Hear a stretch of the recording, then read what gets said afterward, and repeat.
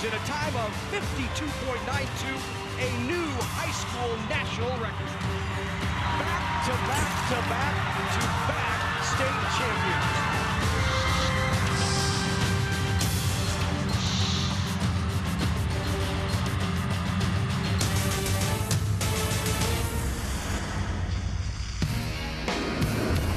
NET Sports, Nebraska's home for championship sports, is live from Memorial Stadium in Lincoln, Nebraska for the 2019 NSAA Football Championships. And we kick off our two-day coverage this morning with the Burwell Longhorns at 10-2 taking on Osceola High Plains, also at 10-2. And good morning, everyone. I'm Larry Putney, along with former Husker Jay Moore. It's great to have you with us here at Memorial Stadium for 2 days of championship coverage. Over the next 2 days, we'll crown 6 new state champions. We begin today in Class D1, D2, and tonight in Class B. Jay, let's start with a couple of teams that are known for their running games. Jace Williams, an outstanding senior. Absolutely. Only one of 4 seniors now in this Burwell roster. Very young roster, but he can get it done for the Burwell Longhorns. Over 1,600 yards rushing, 34 total touchdowns. He is going to go as this offense goes. I always love the phrase, you don't, in these type of ball games, you don't coach plays, you coach players. And Jace Williams will be one of those guys that Burwell's definitely going to lean on. Well, across the way, there's also a terrific running back in Keaton Van Housen, who's put up phenomenal numbers this year. Yeah, he has over 2,000 yards total rushing, 35 total touchdowns. Again, similar phrase he used before. He's going to go as Osceola High Plains is going to go. Really good. Osceola High Plains got to a slow start, 1-2 and start the year, 9 wins in a row, and then Keaton Van Housen has been a big part of that. Well, we've got a third member of our crew. He's the guy that gets to patrol the sidelines this morning and enjoy the nice weather. Let's go downstairs to Doug Duda. Thanks, guys. Way better today than tomorrow, probably. And Burwell, let's start with the Longhorns. They are no stranger to being here in Lincoln. They have made the state finals 4 of the last 5 years, although this year it maybe didn't look like they would with only those 4 seniors. They hit a bump in the road after a 3-0 start, dropped a couple of games, had a couple of close ones, but they are back here playing their best football. And I'll tell you what, they won the coin toss today, and they decided they want the football. They want to put that high-powered physical offense on the football field. For Osceola High Plains, this is just a very quick little co-op. They will disband and be on their own next year. Now for Osceola, they had been to the playoffs 6 straight years before the co-op, but had never made it past the second round. Osceola had been to the state championship, but way back in 1979 when they fell to Grant. Should be a great one. Burwell trying to bounce back from a 2-point loss to Creighton in last year's state championship. Osceola High Plains defeated Creighton this year to end their run in the second round of the playoffs. Should be a good one. Yeah, thanks very much, Doug. I thought it interesting as well, Doug, that Burwell wins the toss, has confidence in their offense, and decides we want the ball first. We're going to go send a message early. I like it. Yeah, obviously they're very comfortable in this scenario. 4 of the last 5 years they've been here. But a young team. Let's get them some confidence. Let's get them feeling good. Try to get some points on the board and get that momentum on your side. Let's take a look at what we have coming up here over the next 2 days on NET. Glad you could join us here this morning for our first contest in Class D1 between Osceola High Plains and Burwell. Don't forget, later this afternoon, we've got Class D2 with St. Francis and Pleasanton. Pleasanton making its first trip here into Memorial Stadium. Tonight, Class B showdown between a couple of powerhouse teams that met last year right here at Memorial Stadium. This is our only rematch between Scott and Scotts Bluff. Then tomorrow we kick it off same time tomorrow morning with Pierce and Wahoo, Oakland, Craig, and Sutton in the afternoon. And then what expects to be a terrific showdown in Class A between Westside and Bell West, both explosive offensive teams. We just hope the weather holds, right, Jay? Yeah, I don't know where this weather came. Today and yesterday were just beautiful days in the state of Nebraska. November, you take those. All of a sudden we got some snow coming in. Parts of the state could could see 10+ inches. Oh my gosh! And but hopefully, it doesn't snow too much here, and it could be, obviously the cold and the wind will be a factor, but we'll see come that late game with 2 phenomenal football teams with Division I talent on both sides of the ball in that game. Should be a good one tomorrow. Of course, the weather today is supposed to be terrific here at Memorial Stadium, and you can see the student sections are out here. Very light jackets, so terrific weather for a state football Monday. A state football Tuesday may be a different story as the wind picks up. And depending on where that line ends up falling, that freeze line, we could see, 3-4 inches here at Memorial Stadium. Certainly they're expecting that north of Lincoln, but it would be nice if it all stayed north and we were able to have some state championship games tomorrow with some terrific weather as well. The purple's here, that's for sure. Burwell once again.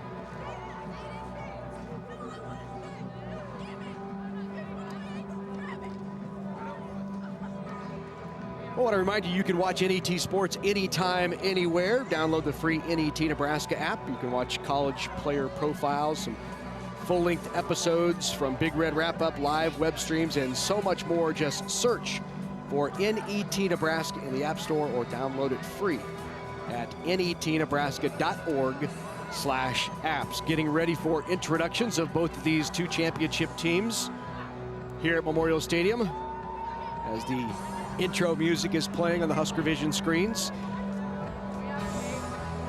That must have been one of the thrills of your college career, right? It still gives you goosebumps hear that song. It's awesome these guys are able to experience that. Hear it one time, get your name called out as you run Memorial Stadium Field. That's absolutely phenomenal for these youngsters. Of course, the championships moved here to Memorial Stadium back in 1996, and they've been played here since then. What a great opportunity for many of these high school athletes. And now let's introduce you to the two teams, and for that we go to Heath Kramer. Farmers Mutual of Nebraska, the Nebraska Chiropractic Physicians Association, Nebraska Orthopedic and Sports Medicine, and CHI Health St. Elizabeth.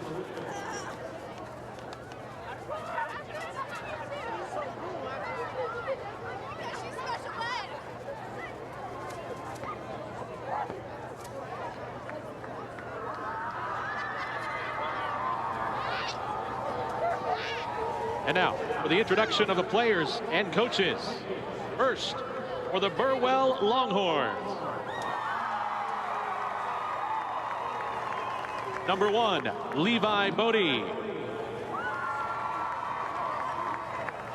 Number 2, Cooper Stout. Number 3, Cash Gurney. Number 4, Alex Gideon.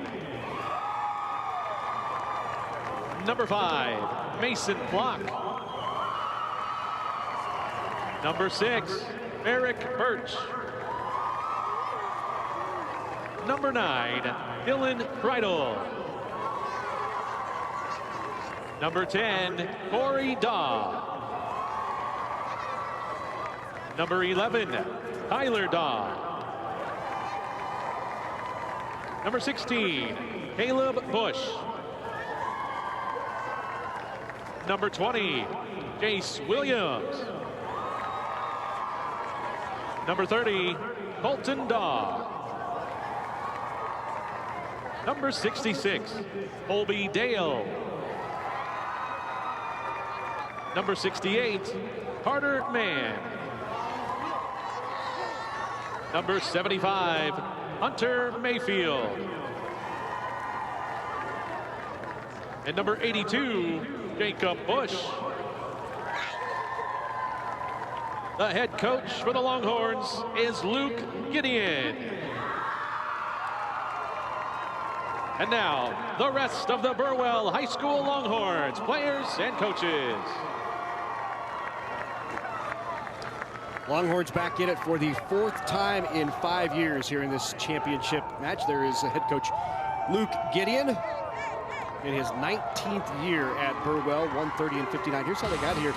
As Doug told you, there was a kind of a rough stretch there in the middle part when they lost to Elm Creek and then also lost to Arcadia Loop City, but were able to turn that corner, avenge the loss, and beating Elm Creek in the semifinals 15-13, and eventually making it here to Memorial Stadium. Let's go back to Heath for the introductions of Osceola High Plains. Now, for the Osceola High Plains Stormdogs. Number 2, Bryce Reed. Number 3, Tanner Wood. Number 5, Keaton Van Housen. Number 6, Javier Marino. Number 7, Dylan Soul.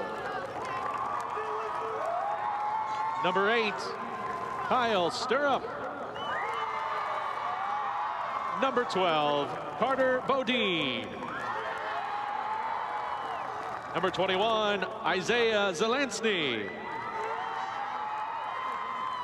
Number 24, Thad Rathjen. Number 29, Jared Parsons. Number 40, Corby Cannon.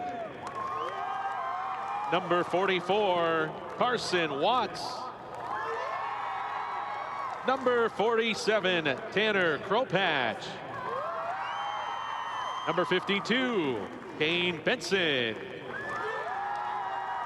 Number 55, Carter Gerard. And number 81, Colvin Reed.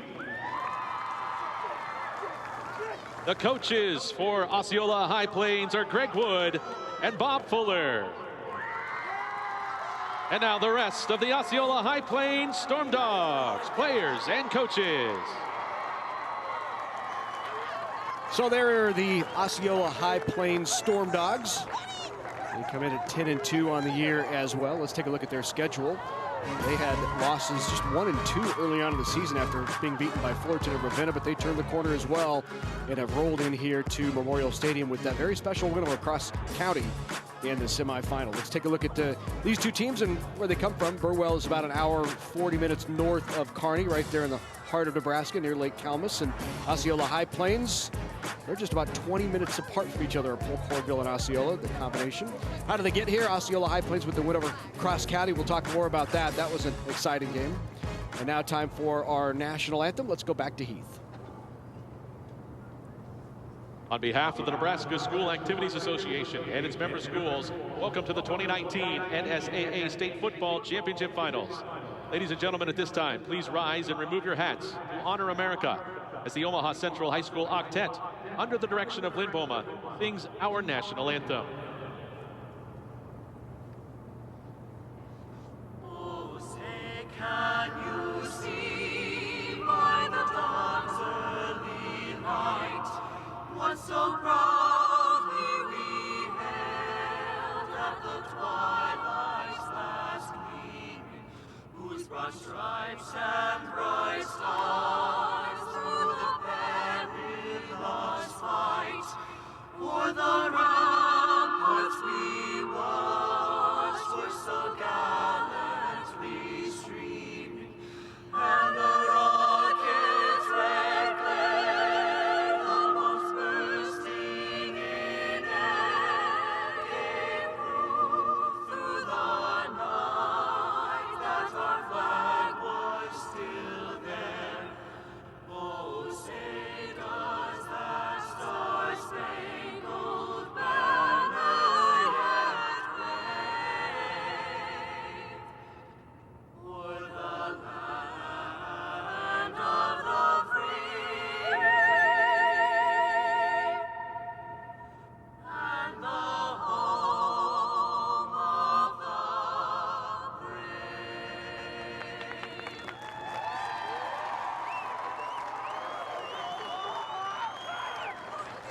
We're just about 2 minutes away from championship football here on NET. We kick it off in Class D1. Osceola Burwell coming up.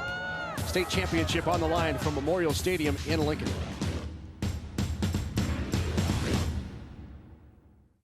One, two, 3, 4. What do you think about going to college?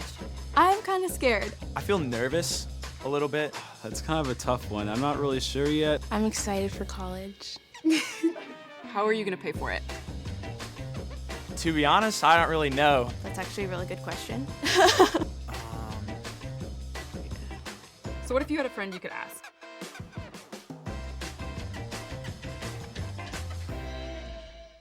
Have you ever wondered what happens to soybeans after they're harvested?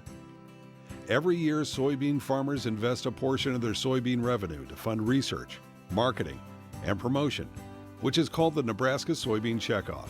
80% of the harvested soybeans are crushed into soybean meal that's used to feed poultry and livestock. The other 20% is made into soybean oil that's used for cooking oil and biodiesel. To learn more about the Nebraska Soybean Checkoff, nebraskasoybeans.org. FFA's vision is to build leaders, grow communities, and strengthen agriculture. The funds from Constellation will most likely be directed to one of those areas. But most importantly, People need to know that it is at the local level. It's helping local chapters. Constellation provides natural gas for Nebraska homes, farms, ranches, and businesses. Through our support for 4-H and FFA, we're providing energy for Nebraska's future as well. Natural gas from Constellation. Early mornings, late nights, emotionally, physically, mentally tougher. Generations of trust, innovation, and hard work done side by side. The decisions you make for your land and livestock have a direct impact on your operation, the region, and the world. That is why we're there when you need us anytime, every time. We both have one chance, one season, one mission. Tougher together. Aurora and you. What a terrific day for football. Kick. It's 49 degrees, sunny skies, and that slight breeze, or maybe a little more than a breeze at 16 miles an hour, but a great day for football here at Memorial Stadium. The officials, Craig Erdman is our referee. Willits, Marshall, Blumenkamp, Barge, and Stromer is our red hat. Once again this year from here at Memorial Stadium. There is the head coach of Burwell, Luke Gideon, as we said, in his 19th season, 130-59. And patrolling the other sideline, there's Greg Wood, one of the co-head coaches for Osceola High Plains. And Bob Fuller, also one of the head coaches for Osceola High Plains. So putting it on the tee and getting it ready is Javier Marino for Osceola High Plains, and we're ready to go here in this Class D1 state championship between Osceola High Plains, the Stormdogs, and the Longhorns of Burwell. Back deep for Burwell is their outstanding running back, Jace Williams, and it will be taken by the up man, and that's Caleb Bush. And Bush gets stacked up right away at about the 23-yard line, and that's where the Longhorns will set up shop for the first possession here of the game. Just a reminder, this is an 80-yard field, so you're seeing Memorial Stadium marked off a bit, 80 yards. So when you see the yard parkers, they're going to be off by about 10. Just a little bit, yeah. It's taken me some time to get used to this. This is my first 8-man football game that I've seen in person. Yeah. I get to watch them all the time on NET, but being in person, this is fun. Well, I promise there will be times when we say out to the 30, and it was actually only out to the 40, because we'll misidentify a yard marker. But they give right away, and a quick 6-yard hitter. Second down and 4 now for Burwell after the carry from Barrick Birch, the quarterback. There is Barrick Birch, just a junior, has really changed the tenor of this offense in that he has the ability, having thrown for over 1,100 yards, to put it up top. Top of that eye is Jace Williams. He's the leading rusher for Burwell. Gets the carry and out to the 35-yard line near midfield. A first down and a carry of 6 yards for Jace Williams. Jace Williams is a big boy. He's going to be carrying some tacklers all along. Obviously, he's the mainstay of this offense for Burwell, and it's fun to see these offenses go and the formations they get into to try to get these great players in the right positions. So a first down after 2 plays for the Longhorns. Barrett keeps it himself. Gain of about 4 yards on first down. The tackle made by Carter Bodine, who has 68 tackles on the year for Osceola High Plains. Carter Bodine, a senior outside linebacker. There's Luke Gideon. 4th time in 5 years these Longhorns have been here in the state championship. Not a team that many thought would make it back here. In fact, coming into the playoffs, neither of these teams were even ranked in the top 10 by either of the state's major newspapers. And just tripped up is Jace Williams. Had an opportunity to take it the distance, but another first down for the Longhorns. Get tripped up there. Really good job by Burwell center here. Shielding off 52 there from Osceola to get a steal there for Jace. Almost one more guy there, and he's hitting his head on the goalpost. And the Osceola High Plains coaches want to get together and scheme it up a bit as Burwell having success here on this opening drive. Let's take a look at last year's Class D1 title game.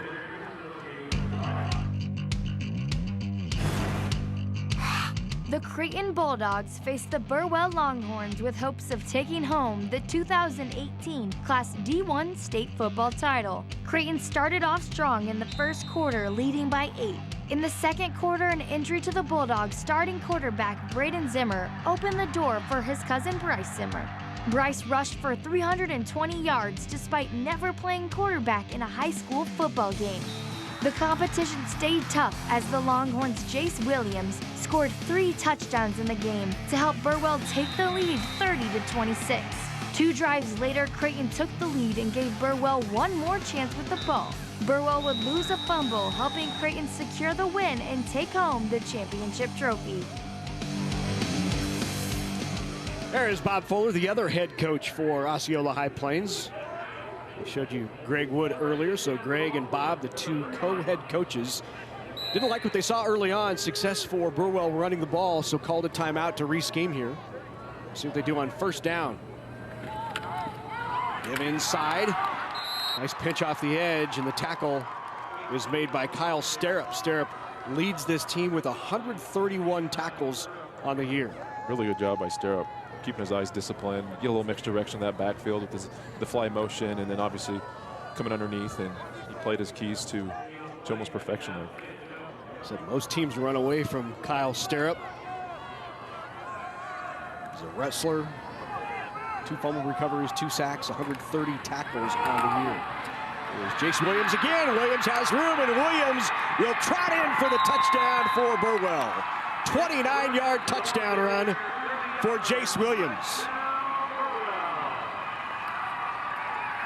Just a simple, nice little cutback play there by Jace. He felt it and overflowed from there and just said, nope, nothing there. Let's just cut that back. Good job of the tight end sealing the backside. And 24 got put in a hot, tough spot there by Osceola. Just too much ground to cover. So they go for 2. Under center is Birch. Give to Williams again. Williams, a big kid, rumbles in there for the 2-point conversion and an 8-point lead for the Burwell Longhorns. Did not take long. First drive, Burwell goes the distance, puts 8 on the board. They lead it here in this Class D1 title game. And the strict of the run by Jace Williams.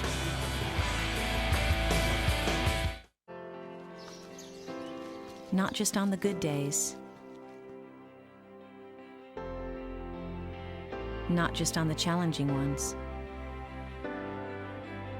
Not just during business hours. Or when relaxing. But always. For the past 125 years, Farmers Mutual of Nebraska, always alongside you. The morning doesn't always start when you want it to.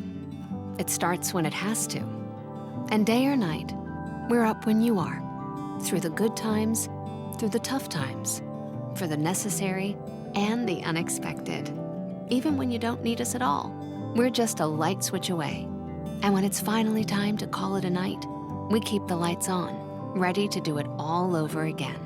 Nebraska Public Power District, powering your everyday, every day. Longhorns on top, 8-0 here in the first quarter of this Class D1 championship game. Our opportunity to get a look at Osceola High Plains for the first time offensively today is there is Mason Plock, who gets ready to kick it away. It was a 7-play, 56-yard drive for the Longhorns, capped by Jace Williams. Kick will be out of bounds and a flag, and that will be High Plains ball.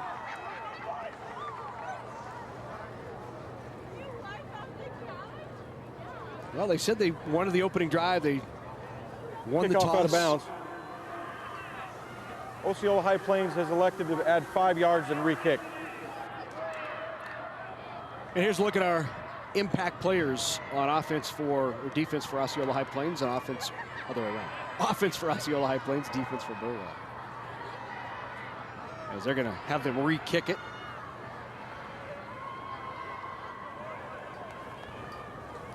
See if they get a good kick here. Osceola was kind of running some fake reverses and warm-ups there. It was practicing that handoff. They get a good kick. Let's see if they try to do that here. Mason Plock kicks it off again. Driving kick. He'll take it past the 20 to the 25 up to the 30. And a nice return to about the 33-yard line for Carter Bodine. That is where the Stormdogs will begin their first offensive drive. Offensive standout for the Stormdogs, Keaton Van Housen. He's rushed for 2,200 yards on the season. better than 7.5 yards per carry. Here he is in the Wildcat. Not only Jace Williams can do it all offensively, he made a heck of a play there on Van Housen.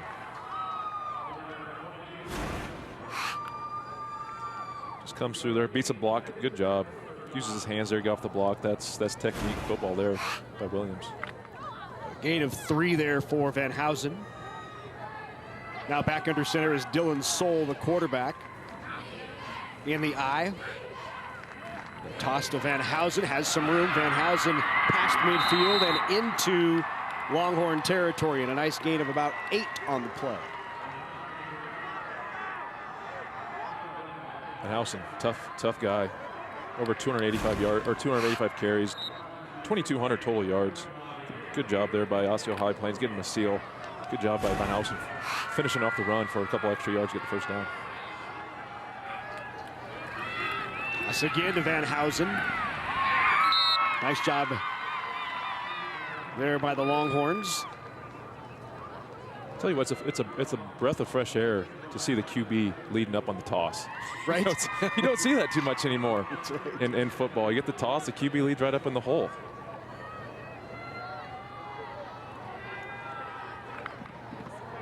Tackle was made by Hunter Mayfield, the junior defensive lineman. Brings up 2nd down and 6 after the gain of 4. Toss again. Heavy dose here early on. Van Housen backwards, breaks the tackle down to about the 11-yard line. And what a run there by Keaton Van Housen. 22 yards on the game. Van Housen just says, Jace Williams, I know what you can do. I'm gonna up the ante here. I mean, we're gonna say these two guys' names all day. Both phenomenal football players for both teams. And it's just a great job finishing the run. Get the QB up, leading on the toss again, and again one more guy, and that's 6. But I feel like this is back and forth game all day. Touchdown saving tackle there by Mason Plock. So 1st and 10 from just outside the 10-yard line. Not much there after the tackle by Cash Gurney. Gurney, the leading tackler for Burwell on the year. Second time they use that formation there in this drive with Van Housen in the Wildcat. Kind of gets the 2 blockers offset to that side, and interested to see if they can throw some other wrinkles off that the second time, because where those blockers are, they're going right there, so Burwell can hopefully anticipate that type of play. So back now to Soul under center. Van Housen at the top of the eye. Soul will keep it. Not much there. Maybe a gain of 2. That'll be inside the 5 down to, we'll call it the 4-yard line, bringing up 3rd down and 4. They would have to get the nose of the football almost to the goal line to get a first down.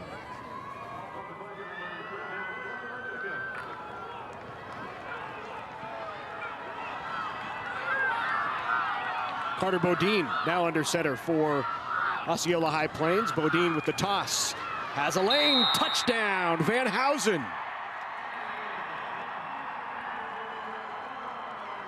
That's been the moneymaker so far for Osceola High Plains. This Van Housen toss left, toss right. They tried a couple different wrinkles with the Wildcat and Van Housen, but so far you see here he just gets it, and easy sledding for Van Housen.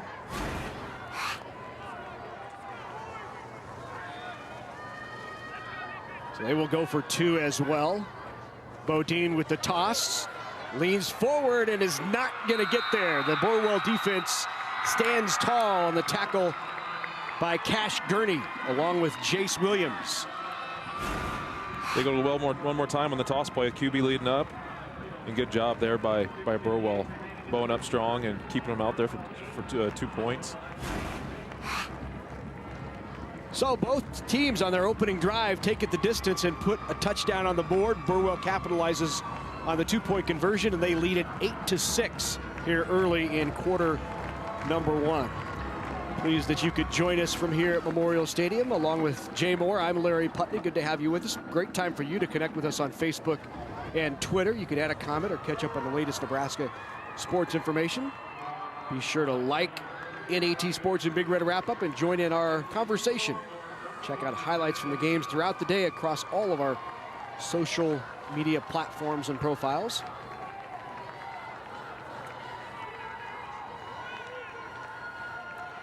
Let's go down to the field to the third member of our crew, Doug Duda. Well, guys, no surprise that both these teams scored on their opening possession, but remember last year's game, 32-30. Those two-point conversions become so huge in 8-man football, and Burwell's already +1. Taken again by Bush, the up man. Bush has a crease out past midfield, or right at midfield. On the return by Caleb Bush. He's got the kick the last 2 times. Those are tough catches. You don't have the end over end. You get the kind of the spiral sidewinder there. That's a good job by him the last couple times catching the field in that kick.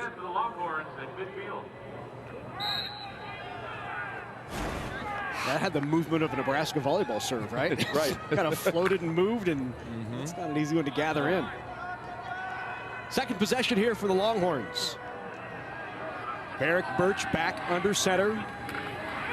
The give is to Williams. Nowhere to go for Williams. Stirrup.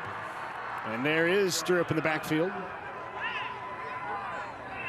Yeah, you're not lying when teams try to run away from him. That's the second time now that he's sniffed it out. He's tried a little ISO play and beats number 4 blocker and makes another tackle there. That is some good football being played by Stirrup so far early in the first quarter. They've run at Stirrup a couple of times, and both times he's been up to the challenge. Out there at that left end. Second down and 10 from the shotgun. First look here, ball on the ground, still on the ground. It's loose, and on top of it, the Stormdogs. Recovered by Dylan Soul, who sniffed that out. Be interested to see what the flag is here. But this is a tough handoff here to double action here. Cutting across, he just gets nicked on the hip a little bit there and lose control, and Osceola is in the right place at the right time to hop on that. So the penalty was a holding against Burwell. That will be declined, and it will be the Stormdogs' ball. Yeah, the 2-point conversions, Doug Duda, and these turnovers, right? The 2 things that can really flip a game early, and an opportunity early here for Osceola High Plains Stormdogs. Ace Williams back in the Wildcat. Check that, it's Van Hoosen back in the Wildcat. Under a lot of pressure, and he'll be dropped for a big loss of about 3. The Wildcat has not worked well here. I didn't say that's the 3rd time now they run that formation. The same play of the first one. Now they get a little counter action here, following 44, but Burwell just comes free, lets them unblock guys, and they have, I guarantee you, they've been working on these plays, obviously, all week in practice, because they have not been fooled by any of the Wildcat formation and Ben Housen. Corey Daw started it. Cash Gurney cleaned it up. Levi Bodie was there as well. That's a loss of 4 on the play, brings up 2nd down and 14.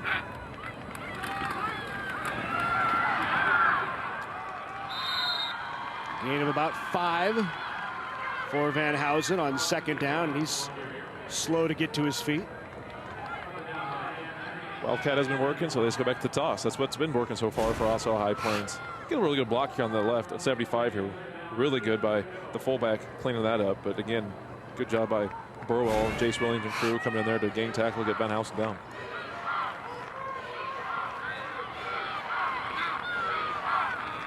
So 3rd down. Dropping back to pass. Complete. Down the far sideline. Touchdown. Stormdogs. The grab by Carson Watts out of the backfield.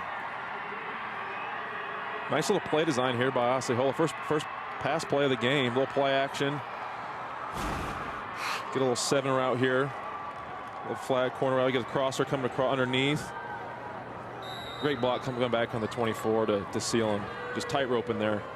On the tape? Is that what that is? On tightrope on the tape there? That's what it is. You got it.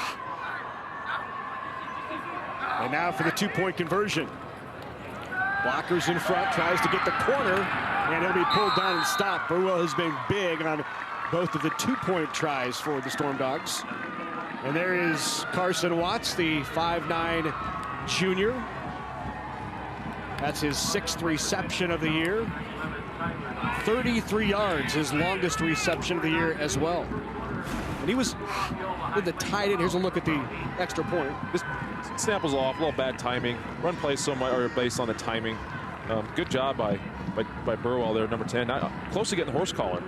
but pulls off, and obviously Bulls probably to get another try at it. And two trips down there for touchdowns, and no 2-point conversions yet for Osceola High Plains. Good crowd on hand here for a Class D1 game on a Monday morning. Great, get off work, no Monday.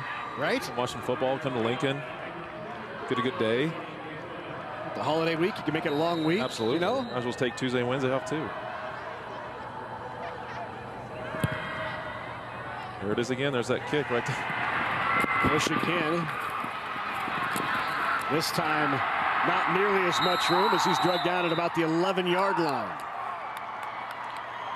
Nice play there by Zelosny, Isaiah Zelosny.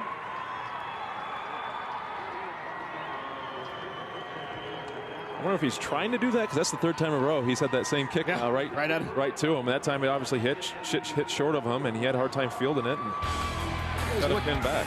Look at some of the runs early on here by Jace Williams, the 6-foot senior, 215. He's a load back there. He is. He's a big boy. Tough to bring down. You're not going to get him down with one guy. It's going to take two. Looks like he needs some new pants. Got a hole in his left hip pad there. That's all part of the look. Jay, come on. Drugged down from behind. Nice play defensively again by Kyle Stirrup. Yeah, a little wind back counter play, you might call it. The Stirrup, he again coming down line of scrimmage. He had no work out there, coming down. His keys were taken care of, and I have a feeling we're going to be calling his name a lot defensively. I think we have already. Yes, that's the third time. That's a good football player right there, folks. And just a junior. There's a reason that Greg Wood, the head coach, said most teams choose to run away from. And they did. They tried. Yeah. He came from behind. That's right.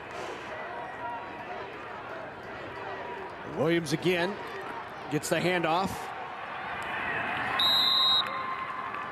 Get about 4, maybe 5 yards on second down for Jace Williams. Both teams should be settling down a little now.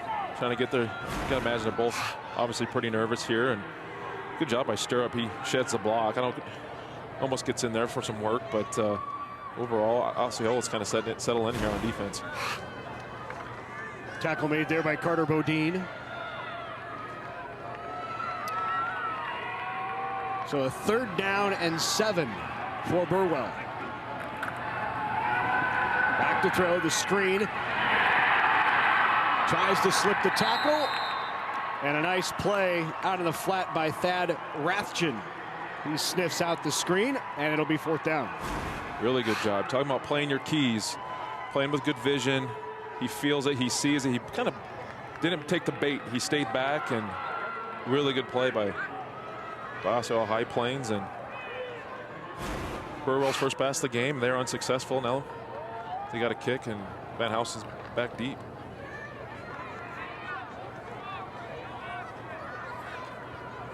So in there to punt it away is Barrick Birch. That's blocked off the corner. Scooped up by Dylan Soul. Soul near the end zone. Touchdown! Off the block punt. And the block by who else? Kyle Stirrup. There he is again.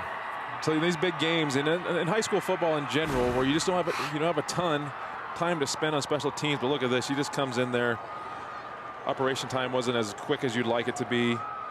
16 from Burwell's kind of put in a tough spot there, and just a great job and effort in helping his teammates to fight in there to get that touchdown. Look at the grind there to finally lean over.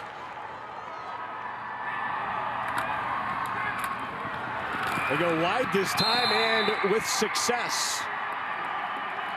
Touchdown by Van Housen. Great wrinkle there. Bring Van Housen there, and a little fly motion, Z motion, whatever. Some jet sweeps type, people like to call it. I know folks in Nebraska hate to hear the jet sweep. They get a lot of bad memories, but that's what they call it. And that's what you got to do. Try to get your best players in space. Van Housen is definitely Osceola High Plains' best player offensively, and nice little wrinkle there. First time we've seen that yet this game. Doug Duda is down in the action. Let's go down to Doug. Well, we thought special teams could be a big part of this football game, but it was Burwell who had been blocking punts throughout the playoffs. They had a big block punt to turn the game around in their favor in the semifinals against Dundee County Stratton to go up by 2 scores. But here it's Osceola High Plains. But guys, Burwell has trailed in their last 3 playoff games, so they've been able to come back each time. A lot of game left. We'll see if they're able to do it again here. They had to come back from a big deficit last year in the final to make it close. That's right. So off of the block punt and the touchdown, 2-point conversion is good, 20-8. Osceola High Plains, the Stormdogs on top of the Longhorns. Marino kicks it deep, this time over the head of Carter Bodine and out of bounds. That's going to be impressive. He could do it 4 times in a row now. Yeah, right. That's what you expect. You're expecting a little more kicks out of the end zone, a little decent south or north breeze, and they're heading south. Well, sports fans, NET is for you. We bring you more Nebraska high school sports than any other Nebraska network. For more information on dates, times, DVD sales, and available webcasts, visit netnebraska.org. So let's see if the Longhorns can answer. Birch, Williams, and company back out there. Williams breaks 1, breaks another, leans forward. A nice gain of 5 on first down for Jace Williams. Tough man to bring down just one guy. Osceola's in great position. Just Jace Williams too much. Coming 44, splits them, and you got guys come over top. It's just he is a load. Yeah. Back-to-back 1,500-yard seasons for Williams. Coach Luke Gideon said, you know, we let him in a game late in his freshman year, and I saw flashes and thought this kid is going to be special. And he's got a hole, breaks through, out near a first down, near the 25-yard line. That play looked really good from the start. Osceola did a good job of rallying. Had a good seal, and he had some space, but a really good job coming over top here. Just to cut him off and get him down. So they're going to call it 3rd down and probably the length of a football to get a first down, maybe less than that.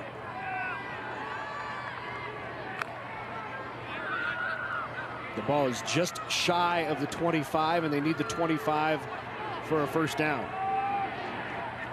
Birch keeps it himself. First down.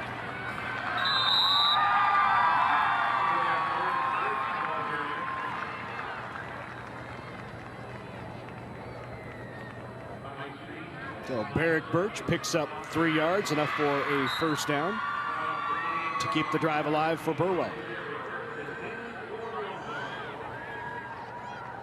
Just going to see what, as this game goes on, or was at the end of the first quarter, offensively for Burwell. Just, it's always interesting to see when they start throwing in some different wrinkles. Now both teams, like I said, are getting a little more comfortable, getting a little bit of better feel of the game. Starting to see some different wrinkles offensively from both sides. A little shotgun now here for Burwell. Too much time. Delay of game will be called on the Longhorns.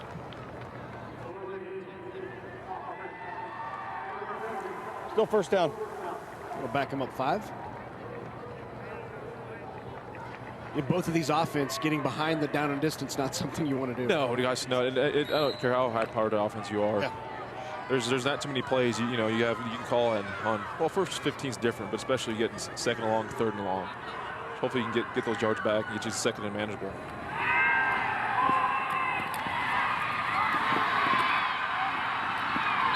Pass to Alex Gideon, who slips the first tackle.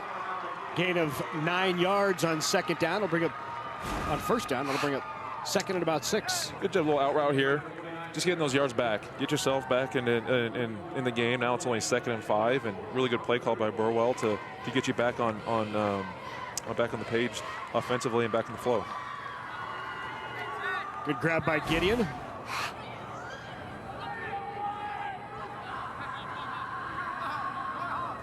Second down and 5. Flash not there. 2 flags come in, likely going to be a hold against Burwell, but a nice play defensively for the Stormdogs. Yeah, really good. Osceola High Plains so far has done a really good job staying home. They haven't taken the bait, Talk a lot. You'll hear me talk all day today, talking about playing with good vision, good eyes. Offense, number 20. And they've done that so far. 10 yards from the spot of the foul. Second down. Well, this is an ominous sign right here for Osceola High Plains, as you see going to the sideline is Keaton Van Housen, or going into the locker room is Keaton Van Housen. Let's go down to Doug. Yeah, guys, Keaton came off here about a minute ago on this defensive series. It looks something around the left knee, maybe just the left thigh, but he looks like he'll be back. They're just going to go in and do some adjustments on him. On the reverse inside, here is Williams with the carry, breaks a tackle. Williams out into the open, down to the 30, breaks another tackle. Big play on 2nd and 14 after the penalty, a 32-yard rush. I guess that's the announcer's curse. I just said Osceola High Plains did a good job doing the vision. But that was a heck of a play call there. I talk about, you know, the calls get more comfortable. You see this little give over a reverse, and there's Jace Williams just cutting it back against the grain, get over guys overrun the top, and I like that play call there. Now Burwell's back in business. Big carry there by Jace Williams. And that will be the first quarter. And what a quarter it was for both of these teams. Burwell taking the opening drive all the way. Osceola High Plains answered, and they lead it after one, 20-8 here in Lincoln. I'm Nicole Brungart, and I'm a part of the U.S. Women's Bobsled team. I'm a 4-time All-American, and I'm from Norfolk, Nebraska. Bobsledding was definitely not in the picture when I was growing up, but I'm thankful to be where I'm at, and I'll never take that for granted. In my career, I'm getting bumped around, bruised in the back of the bobsled, so it's super important that I keep up with my sleep, my nutrition, seeing my trainer, seeing the chiropractor, and staying in the gym so I can be at the top of my game when competition comes. High school sports fans, when your team isn't playing or you want a break from the action, GoSarpy.com has the latest for concerts, family fun, shopping, and more. Just minutes from the state championship venues, Sarpy County also has over 2,000 hotel rooms. GoSarpy.com's calendar of events will help you plan your next adventure in Sarpy County. GoSarpy.com, so near, so fun. Coverage of the 2019 NSAA High School Football Championships on NET is made possible in part by the Nebraska Soybean Board, Education Quest Foundation, the Nebraska Public Power District, Aurora Cooperative, Constellation Energy, Sarpy County Tourism. A big thank you to all of our sponsors who help us bring you the best high school athletes from across the state. We could not do it without your support. And welcome back to Memorial Stadium, Class D2 Championship. It's 20-8.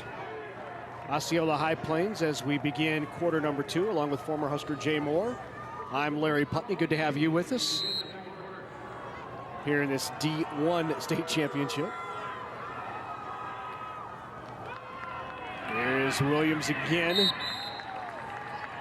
Nice tackle made by Dylan Soul from that middle linebacker spot. Really good dive by Soul. Good feel there. Getting over top. Get a little lead up there, and he stays inside, stays close to his D lineman so he can't get pinched off. And really good tackle there on Jace Williams. You know he is not easy to get down. And Dylan Soul played a lot of outside last year, played D-end, some outside linebacker, had a couple of injuries. They moved him inside and said he just read everything so well from that middle linebacker spot that they've kept him there this year, and has 106 total tackles out in the flat, caught again on the reception by Alex Gideon. Second completed pass there by Burwell. Same pass they ran earlier to get themselves back into a good situation on 1st and 15. And nice execution there. Good hands by Burwell. And good rally there by Osceola to get him down. So a big play for both teams here coming up. 3rd down and about 4, likely 4 down territory for the Longhorns.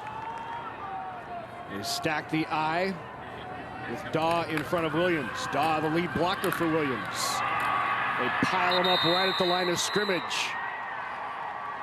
Tackle led by Carter Bodine, number 12. Good job by Osceola's D line. Good job. Good job by the nose here. Eating up, and then linebackers just come over top.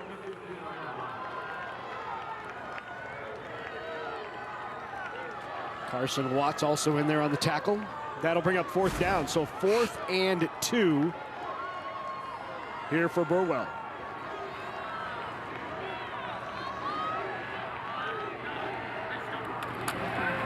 Give to Williams. He's got room and a 1st down. Now to the 10-yard line goes Jace Williams. It's a tough play to defend by Osceola. They had middle linebacker came up there, but they're short guys. Football's a number guy. They didn't have enough over there, and good execution by Burwell there to lead Jace up there to get the 1st down and into the red zone now. I mean, they got this right for the 8-man into the red zone. Right, it is the red zone. That's Okay. right. And to the backfield, still trying to battle for yards is Caleb Bush. Bush down to about the 6, a gain of 4, brings up 2nd down and goal for the Longhorns. There's Carson Watts, 68 tackles on the year, 3 fumble recoveries. That front 3 for Osceola High Plains has done a nice job here early. Obviously, Kyle Sterrup, Kane Benson in there as well, Carson Watts.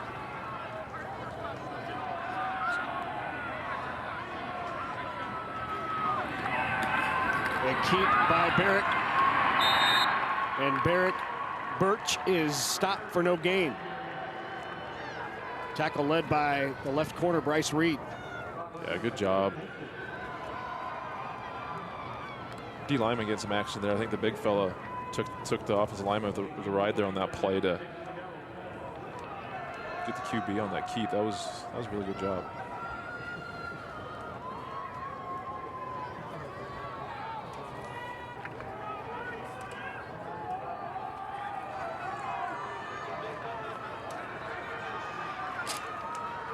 Third down and goal.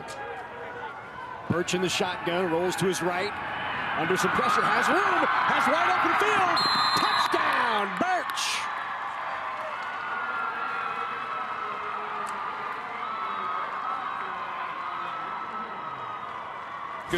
Good vision by Birch. Tough sledding here for Osceola.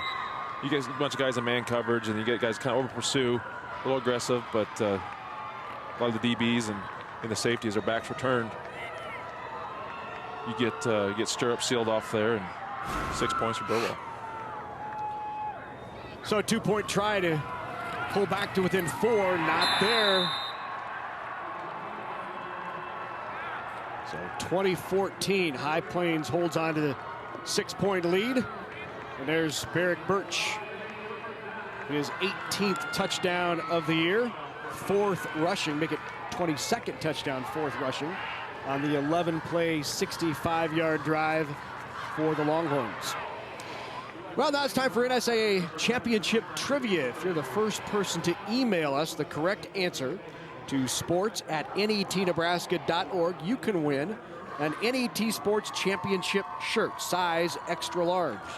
So our trivia question is, who owns the state playoff record for most touchdown passes thrown in a single game? And you can email us, sports@netnebraska.org, and win that NET Championship t-shirt, size extra large. First email will win the t-shirt. Can we win? We can't win, but I remember the game. We were sitting right up here for the game. It's been recent, right? No. Not recently. Well, it depends on what you call recent. Last 10 years. So right inside 10 years. Okay. I'm giving you too many clues now. No, well, figured it had to be recently. It would be 10 years ago this year. Into the end zone and through on the kick from Mason Plock.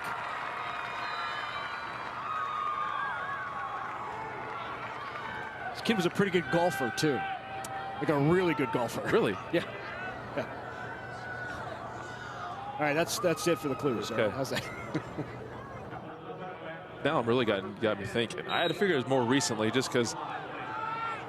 Spread offenses. Right, yeah, it's in vogue now. Mm-hmm. So back out there is the offense for Osceola High Plains. Gives it in the belly on the belly read to Dylan Soul. Van Housen is back out there for that play. It's good to see him back out there. This Stormdog squad really mixes up the backfield. You'll see Dylan Soul at quarterback, sometimes in the Wildcat. You'll see Van Hoosen in the Wildcat. You'll also see Carter Bodine. That's the first option look we got there, too.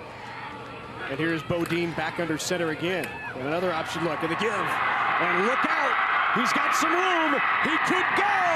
Dylan Soul, touchdown, Stormdogs. 61-yard carry. First play of the drive, they go fullback right. This fullback left at the option look and give, and Soul, no one there, outruns the defense. Again, you see these little wrinkles that they do offensively now in these games. First option look, 75, was there, but he just, again, I talk about playing with good eyes. He doesn't get the mesh point really well, kind of sees the quarterback. He should be a little tighter to the offensive tackle to keep that hold pinched off, to force the pitch, to get him outside, but he doesn't, and good job by Soul in Osceola. 2-point try. Taken down to the backfield on a nice play by that defensive tackle, Colton Daw, will stop the 2-point try, but there is Dylan Soul, who averages 6.5 yards per carry. A couple missed tackles there. 16 for Burwell's in place there, but again, 75 just they had guys there, but Soul just was too much for him on that play. That puts Soul over 1,400 yards rushing on the year. That's his 24th rushing touchdown. On the roster, he's listed as a QB at linebacker. Yeah. Another slash and put FB next to him. And he also will go to the top of the eye. Right. So it's those three, that's interchangeable. That's 8-man football. Yeah. You got to do everything. That's right. Good speed, too, to pull away from the defenders. And a 26-14 lead here in this second quarter with 8 minutes to go in this D1 championship game. Go back to take the kick once again. Will be Jace Williams. He'll be flanked by Caleb Bush, Corey Daw, and Colton Daw in front of him. And Marino's kick is deep, and Williams will get an opportunity from the 10. Ball is fumbled, picked up by Burwell. Good stiff arm by Corey Daw, who scooped up the loose ball and took it out past the 30 to the 32-yard line. Heads up play by Daw. All of a sudden, yeah, just a good play here by Osceola. You get the ball out now. It's interesting. You have the second fumble now. The first one was not Jace Williams' fault, but all of a sudden the gloves now come off for Jace Williams in this scenario. Interesting play. Had the gloves on for most of the game. Makes one fumble. Hey, gotta do what you gotta do to make sure that doesn't happen again. You could see Carson Watts there, number 44, just punch at the ball to send it loose. Good job by Daw, though, picking that up and getting some extra yards. So Burwell now down by 12 with the ball here in the second quarter. At the 32. Drop back to pass is Birch. Birch goes up top, got a man, just over the outstretched fingertips of Mason Plock. Good ball. Could have just got up in the wind just a touch. They're going with the wind now, heading south, that north breeze, but nice play call. Coming out after that, take a shot. Perfect place to take a shot here, and just off his fingertips. That would have been 6 real quick. Had a man. Birch has thrown for, as we said, better than 1,100 yards on the season. Thrown for 17 touchdowns. Good dual threat guys. He's also rushed for better than 300 yards. In motion now is Caleb Bush. Give it to Williams. Second or third time now we've seen that play. And again, Jace he struggled getting the handoff there. But Osceola did a good job staying at home. Last time they hit that, I think scored a touchdown, took it deep after my announcer's jinx of them playing well. But good, they learn the lessons. That's what good teams do. You see a play, and then you learn from it, make sure it doesn't happen again.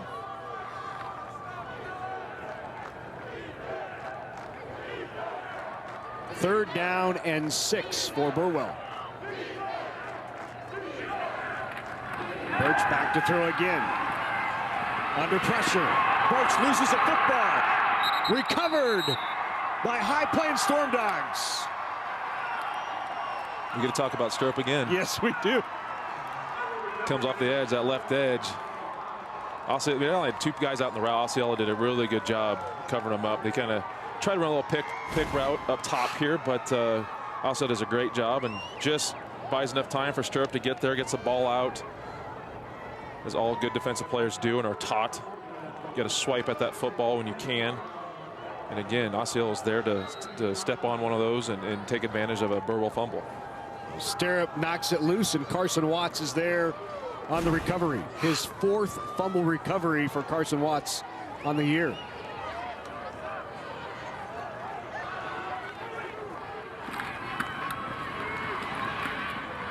Give inside to Van Housen. Gain of about 3. Here's another look. Yeah, good job. I can't quite see the numbers for Osceola there, but yeah, I mean, good job. Osceola's kind of jumping there, getting his vision taken. That's what you can't get there as a defensive lineman or linebacker. Try to get your hands up in the air. If you can't tip it, then at least you're disrupting his vision. But Osceola did a good job. Up the route was to the top of the field. They did a good job of taking care of the route. And again, that was, I call it more of a coverage sack, but again, good job by Stirrup just getting there and causing some disruption, and good job again hopping on those loose balls. That's, again, momentum killers. Felt like Burwell's kind of getting some momentum going again, but Osceola says, nope, here we go. We're going to take it back and get some more points here before half. Good example of Stirrup putting so much pressure defensively that you start to hear footsteps a little bit. Yeah, absolutely. Yep. Yep, and that's, you know, now with Osceola, or excuse me, with Burwell, you know, they've had some quicker routes and then the first play of this drive, they try to go deep, a longer timing route, and all of a sudden you try that again. And again, what are good players, good defenses do? When you get the second time of a feel of a play, they adjust. Let's go down to the field. Doug Duda down on the field with us. Yeah, guys, we're going to have to keep an eye on the Keaton Van Housen injury. He is back out of the football game. He was in for that 1 carry. Also, quarterback Bodine, they had to wrap his hand up because he had a cut on it. So be interested if he tries to throw a pass here, how that tape will affect the first time he does that. On the option, nothing there. Ripped down by Cash Gurney, the free safety in there to stop the play. Good job by Hunter Mayfield there, 75 of Burwell.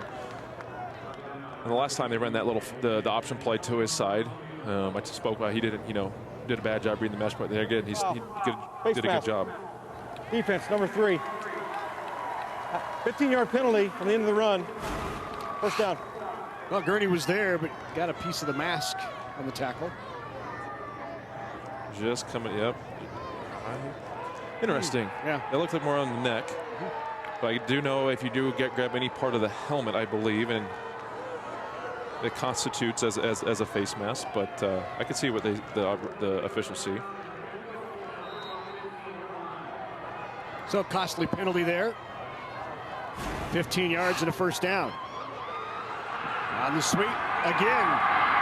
Dropped down at the 1 yard line on a nice carry by Bryce Reed.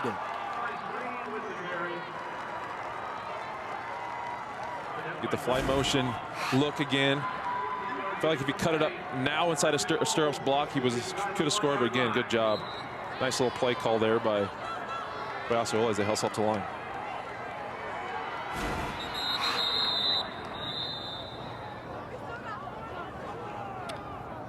You heard the whistles. We'll see what the call was. Looked like it was prior to the snap.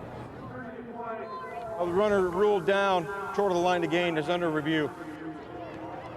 So this is new this year in these NSAA high school championships. Play under review. They will review scoring plays. Our first year of replays in these championships. Here's a look at what our instant replay protocol is.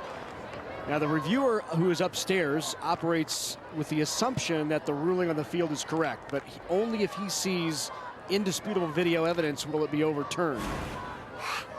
And so here's another look. Obviously just checking to see if he did get to that ball to the yellow line there before. Well, sure, I think they got it spotted right. Yep.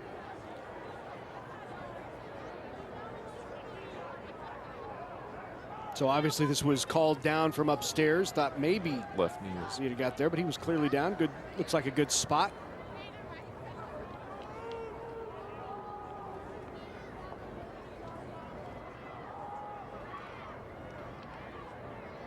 I like it. This is having this for these big games like this. Obviously, you can't do this in regular season play. Have that technology to be able to do this for the high schools, but in big games like this, it's nice to have. After review, call on the field is confirmed. First down at the 1. So our first look at instant replay here in these high school championships. Confirming that our officials on the field did a terrific job. Unlike some calls I saw yesterday in the NFL. That's right. Jeez. You must have been watching the Cowboys-Patriots game. Yes. Is it in for a touchdown? The sneak? No, just short. See, now this is a play I think they could review again. You know, this is to me was pretty close. It'd be interesting to see if they do that. So that'll bring up second down and about a half yard. Ball right at the goal line. And there is Van Housen, who's still being looked at on the sideline. And a bit, he's limping quite a bit over there on that far sideline. And now seated on the bench. Second down and goal. Bodine gives. And the touchdown by Dylan Soule. It's been an impressive first half here for this Osceola High Plains offense. Second touchdown for Soule, the QB linebacker slash fullback. Slash linebacker? Yeah, does it all. Spitzer didn't have to get much. That ball's definitely across before he's down. Opportunity here to make it a 20-point game on the 2-point conversion. Soule at quarterback. Fakes it. Soule will carry. In there for the 2-point conversion. Boy, big first half here for Dylan Soule. The senior, as you said, quarterback, running back, fullback, linebacker. 6 plays, 33 yards off of that turnover. Z motion, fly sweep action, keeps it. QB power, looks like he's well across before the knee is down. Good job. Good teams are able to pick up production when their best player goes down. Now have Van Housen, he's obviously accounted for over 2,000 yards offensive rushing, over 30 touchdowns, so someone's got to pick up his work, and that's obviously been Soule in this first half. So as a former NFL guy, those were not tripping. Oh man, no. I could lose it? Right, I'm just like, no, yeah. I mean, what are they looking at? It's funny when they're, you got the broadcast and they bring the referee on. He's got to back up his buddies and make the right call. I'm like, hey pal, you're not doing, you're out of that gig now. You can count on Jay Moore not backing up any of his buddies. So his friends tell me that all the time. It's deep. Taking it about the 4-yard line, and the trim by Williams. Breaks one tackle. Williams tries to get in the open. He's a stiff arm away. Pulled down. And is it taken away? It is a turnover. Ball pulled out by Javier Moreno. The kicker coming in there. Boy, that sideline exploded when he pulled it out. He got a good job. You see, gets in there. Just a good job. Grabs that ball. We might have a replay here. Yeah, I got to see. This is going to be reviewed down. Yep. Just see where those knees are. Well, and this is a terrific use of the replay. This is what you want to do. You want to get it right. Was there possession when the knee was down? I don't know. See, now the ruling on the field was Osceola High Plains ball. So is there indisputable evidence that this is close. This is really, really close to me. Because to me, he doesn't get full possession of the ball until he's actually down. Right. And so, and what is the rule? Is the ball out? Is it moving? Was it loose? To me, he has it right here. He still has it. Knee is not quite down. Man, that is. Yeah, and so is there simultaneous? I mean, This might be the best look. Now he gets shielded off. He just, man. So you're saying it might be hard to overturn ruling on the field? You can't, because both their hands are in there where he is down. It's like, okay, who has the ball? And the one on the, now, this one's tough. Number 2 for Osceola. Oh, there you can kind of see it. Yeah. Still knees not down, but it does look like they both still have possession. Let's see. Yeah. See, to me, he doesn't get full possession until he's down. Because you really can't tell.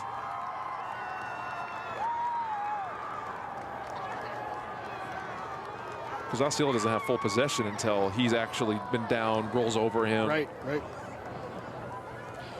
But is there enough there to? Yep.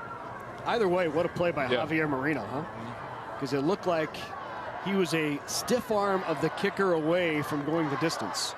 And so far, this has been the story of the game. Turnovers by Burwell. The fumbles, the block kick. Here's another look at the full play. You see Williams. Does a heck of a kick into the wind, and he comes over here and tries to stiff arm. Problem is you hear a little coaching has a ball in the wrong hand. He tries to stiff arm with his off hand now, and that's half the problem. It leaves him an opportunity to reach in there and grab it. So they've made a ruling here, and they're making their notation.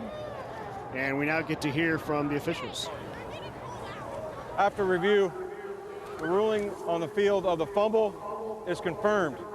First down, OHP. Yeah, just obviously not enough to overturn it. Yep. Well, they said confirmed, so they obviously thought that it was on its way out, and that Moreno got the turnover and a high five. So now, where the ball is for Osceola, and out of a quick turnover like this, do you take a shot? Now they're in shotgun. They got 2 wide receivers down here to the field, a couple up to the boundary. This is what offenses like to do after a quick change. Dylan Soul in there, quarterback from the shotgun. He'll keep it himself. Can he get the corner? He'll be forced out by Mason Plock.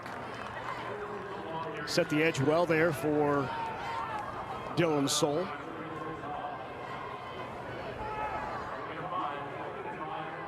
Now Osceola just has an opportunity now to really, I mean, we talked about Burwell getting down in most of their games so far.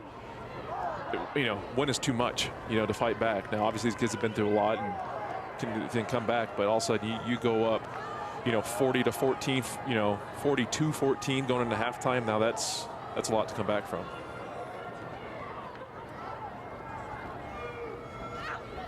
Give is to Soul. Leans forward and grinds forward down to about the 22-yard line. That's enough for a first down, and the carry by Dylan Soul. Good job by Soul keeping that handoff. That exchange or that mesh point was a little sloppy. But good job by Soul. Again, coming in there at fullback. And still over there on the far sideline, sitting down is Keaton Van Housen. So now the shotgun, Dylan Soul in the backfield. He'll keep it himself. He's got room. Soul breaks one tackle, and a flag is likely going to bring this one back, but a nice carry by Dylan Soul. Nice little wrinkle there, a little QB power. But Osceola's already walking it back. They know. Holding.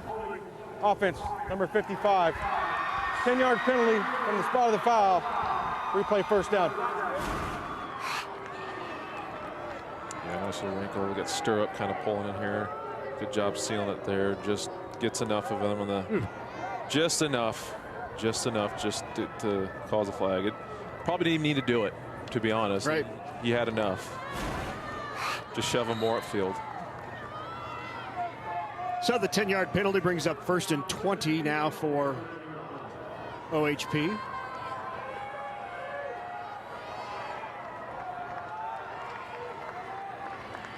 Carter Bodine under center at quarterback. The toss is to Bryce Reed, and Reed gets piled up, led by Mayfield.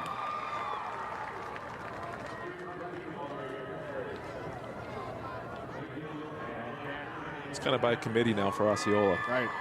Without having Van Heusen in there, it's who can carry the load.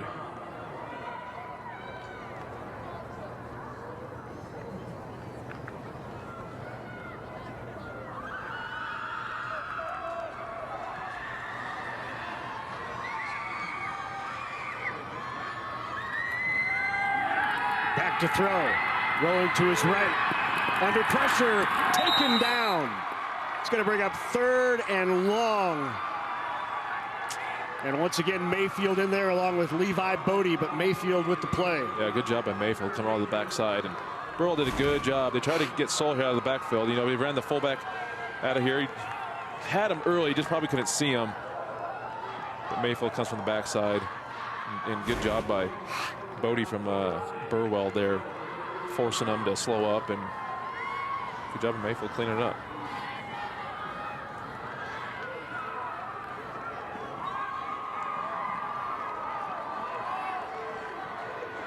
Inside 3 minutes to go here, first half. And we're going to have a 3rd and long. And flag on the play is going to bring up an automatic first down. So OHP bailed out on a passing interference play. Just when you think the penalty was going to. Pass interference. Defense, number 3. 15-yard penalty from the previous spot. Still 3rd down. Let's see, you get Soul at the backfield here. Saw it early on. You know, it's feet get crossed up, tangled up, but overall it looks like probably the right call there. Hands get on him early. So my correction, it's not an automatic first down in high school. It is still 3rd down, so it brings up 3rd and 10. Just 15. 15-yard penalty. So 3rd down and 10 after the 15 yards were marked off.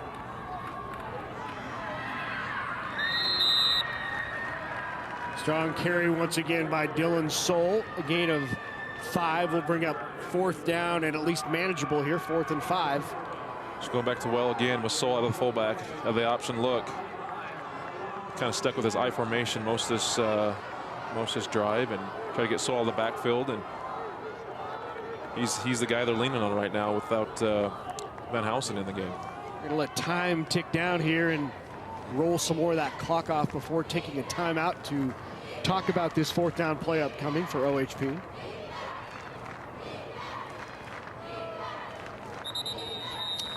And so a timeout on the field. Let's go down to Doug Duda. Doug, we've already had a couple of opportunities to look at the instant replay, and you're joined by someone who knows a little bit about that. Yeah, Nate Newhouse takes care of all the football operations for the Nebraska School Activities Association. And Nate had our first chance to institute instant replay already twice here. Looks like things went well in those first 2. I agree, and that's exactly what we wanted it for, to make sure we get those type of situations, the goal line plays and the turnovers. We want to get those right. Talk about instituting it and what it means, what you have to do to just be able to do that here at the championships. Well, UNL provided a majority of the logistics, which gave us the opportunity to even do this. And then I went out and found the right people that can be replay officials. Kevin Marr, who's a Pac-12 white hat, Pac-10 white hat, and another official who's familiar with replay. So we've got the right people in place that are familiar with replay. The only people that aren't are the spectators in high school. So the nice thing is we've got the right people running it. We're comfortable with it. They'll get it right. And what do you tell your high school officials that this is the first time they've used replay? You don't even know it's there. Don't worry about it. You just officiate it like we don't have replay. And until there's something there, you just keep right on officiating. All right, Nate, thanks for the time. You bet. Thank you. Well, Nate, the entire Nebraska School Activities Association staff do such a great job running these high school championships, and it's a terrific addition. You know, I think we can think back to 2 or 3 years ago where there was a big play that had a big impact on the outcome of a game that might have been, you know, if we had replay, it might have changed it. So they're instituting this, which you know, helps them get it right. Absolutely. If you got the resources to do it, obviously the framework and everything you have from having obviously Nebraska playing here, and obviously using it within the Big Ten Conference. And if you can able to utilize it, then utilize it. Big first down there on 4th and 5 on the carry by Dylan Soul. Keeps this drive alive and an opportunity for OHP to extend this lead. Back under center is Bodine. Toss back Dylan Soul leans inside the 5-yard line. 2nd down and goal from the 4. We have not seen, once again, Keaton Van Housen's since he went out that last time. We did see him walking along the sideline and a very noticeable limp. Doug has more on that. Right, guys, it looks like Keaton's going to be out for at least the first half. They've got ice on that knee. He is standing over here without a helmet. We'll get an update with Coach at halftime. Thank you, Doug. 2nd down. The give. Not in there is the carry by Dylan Soul again. A nice play from that free safety spot by Cash Gurney. Up in here. Good tackle. Really good tackle. Get him off his feet. Looked like he got his momentum going. He could have stretched in there, but keeps him short. We'll see what Burwell should be milking the clock here. Or excuse me, OHP should be milking the clock here to make sure they're the only ones that touch the football this half. Caleb Bush also in there on that tackle. So 3rd down and call it 2 from the 2. What a tackle and what a hit. Big play by Corey Daw, the middle linebacker. Yeah, really good. Just unblocked, just comes and reads it. You know, I'm gonna go get him. Good tackle, good form tackle there. Wraps him up. No gain on the play, 4th down. As we tick near the end of this first half, 15 seconds to go. 4th down, the keep. He's got the corner, touchdown. Similar play they ran on 4th down. They got something there. Get him outnumbered. Soul just uses athleticism, get to the edge, and all he needs is a couple yards. Love the play call. You see here, block down, get the pulling guard 55 there on Jace Williams. Too much for Mayfield to make that play. 3rd touchdown of this first half for Dylan Soul.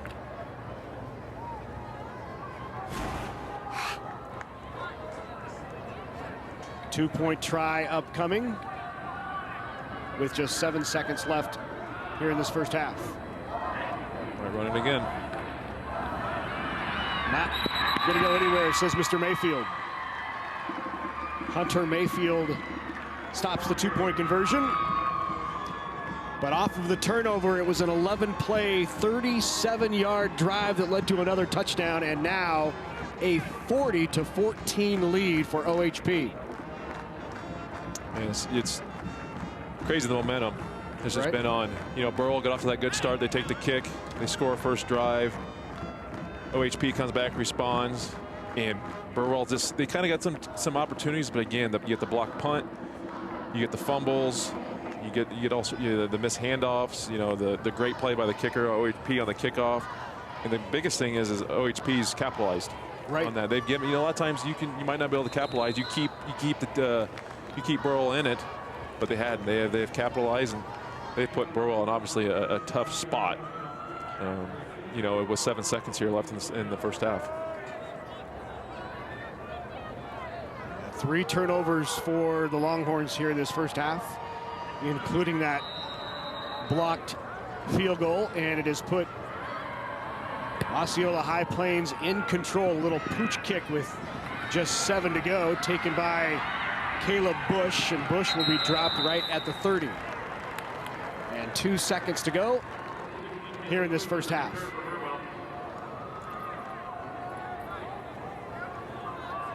So many times, Jay, in these championship games, it's, you know, one play happens, creates some momentum. It's turnovers. It's the little things can make such a big difference. And it's really, you're going to get fumbles and stuff, but it's the 2 special teams turnovers. Those are hard to come back from.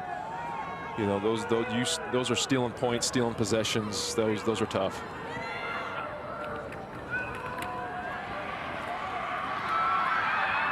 Final play of the first half, the carry by Jace Williams.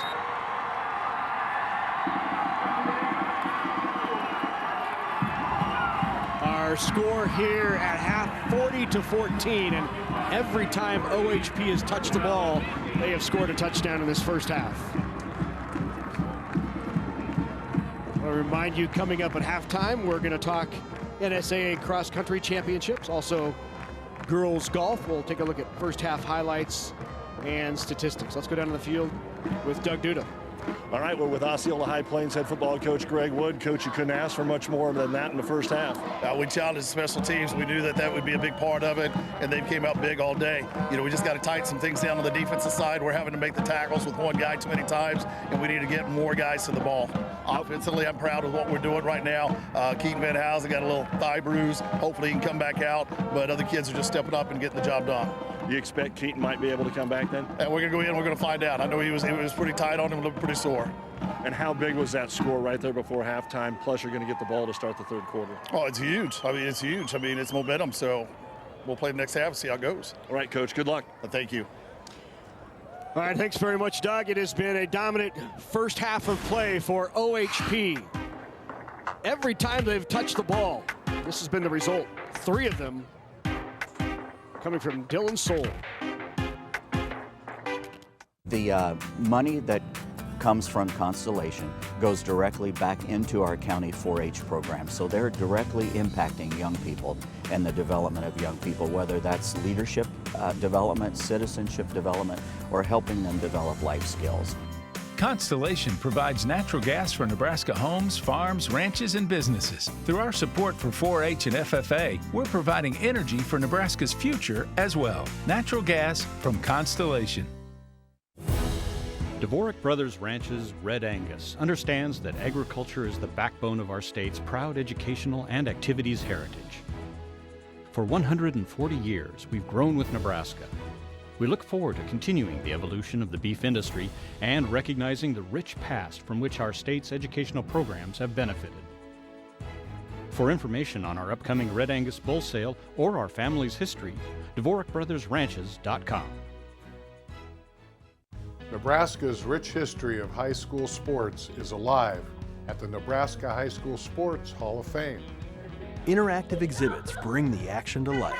Historic memorabilia preserve the rich heritage, recognizing teams, athletes, coaches, administrators, and community members. The Nebraska High School Sports Hall of Fame in the NSAA headquarters just north of Haymarket Park at 500 Charleston Street in Lincoln. More at nebhalloffame.org.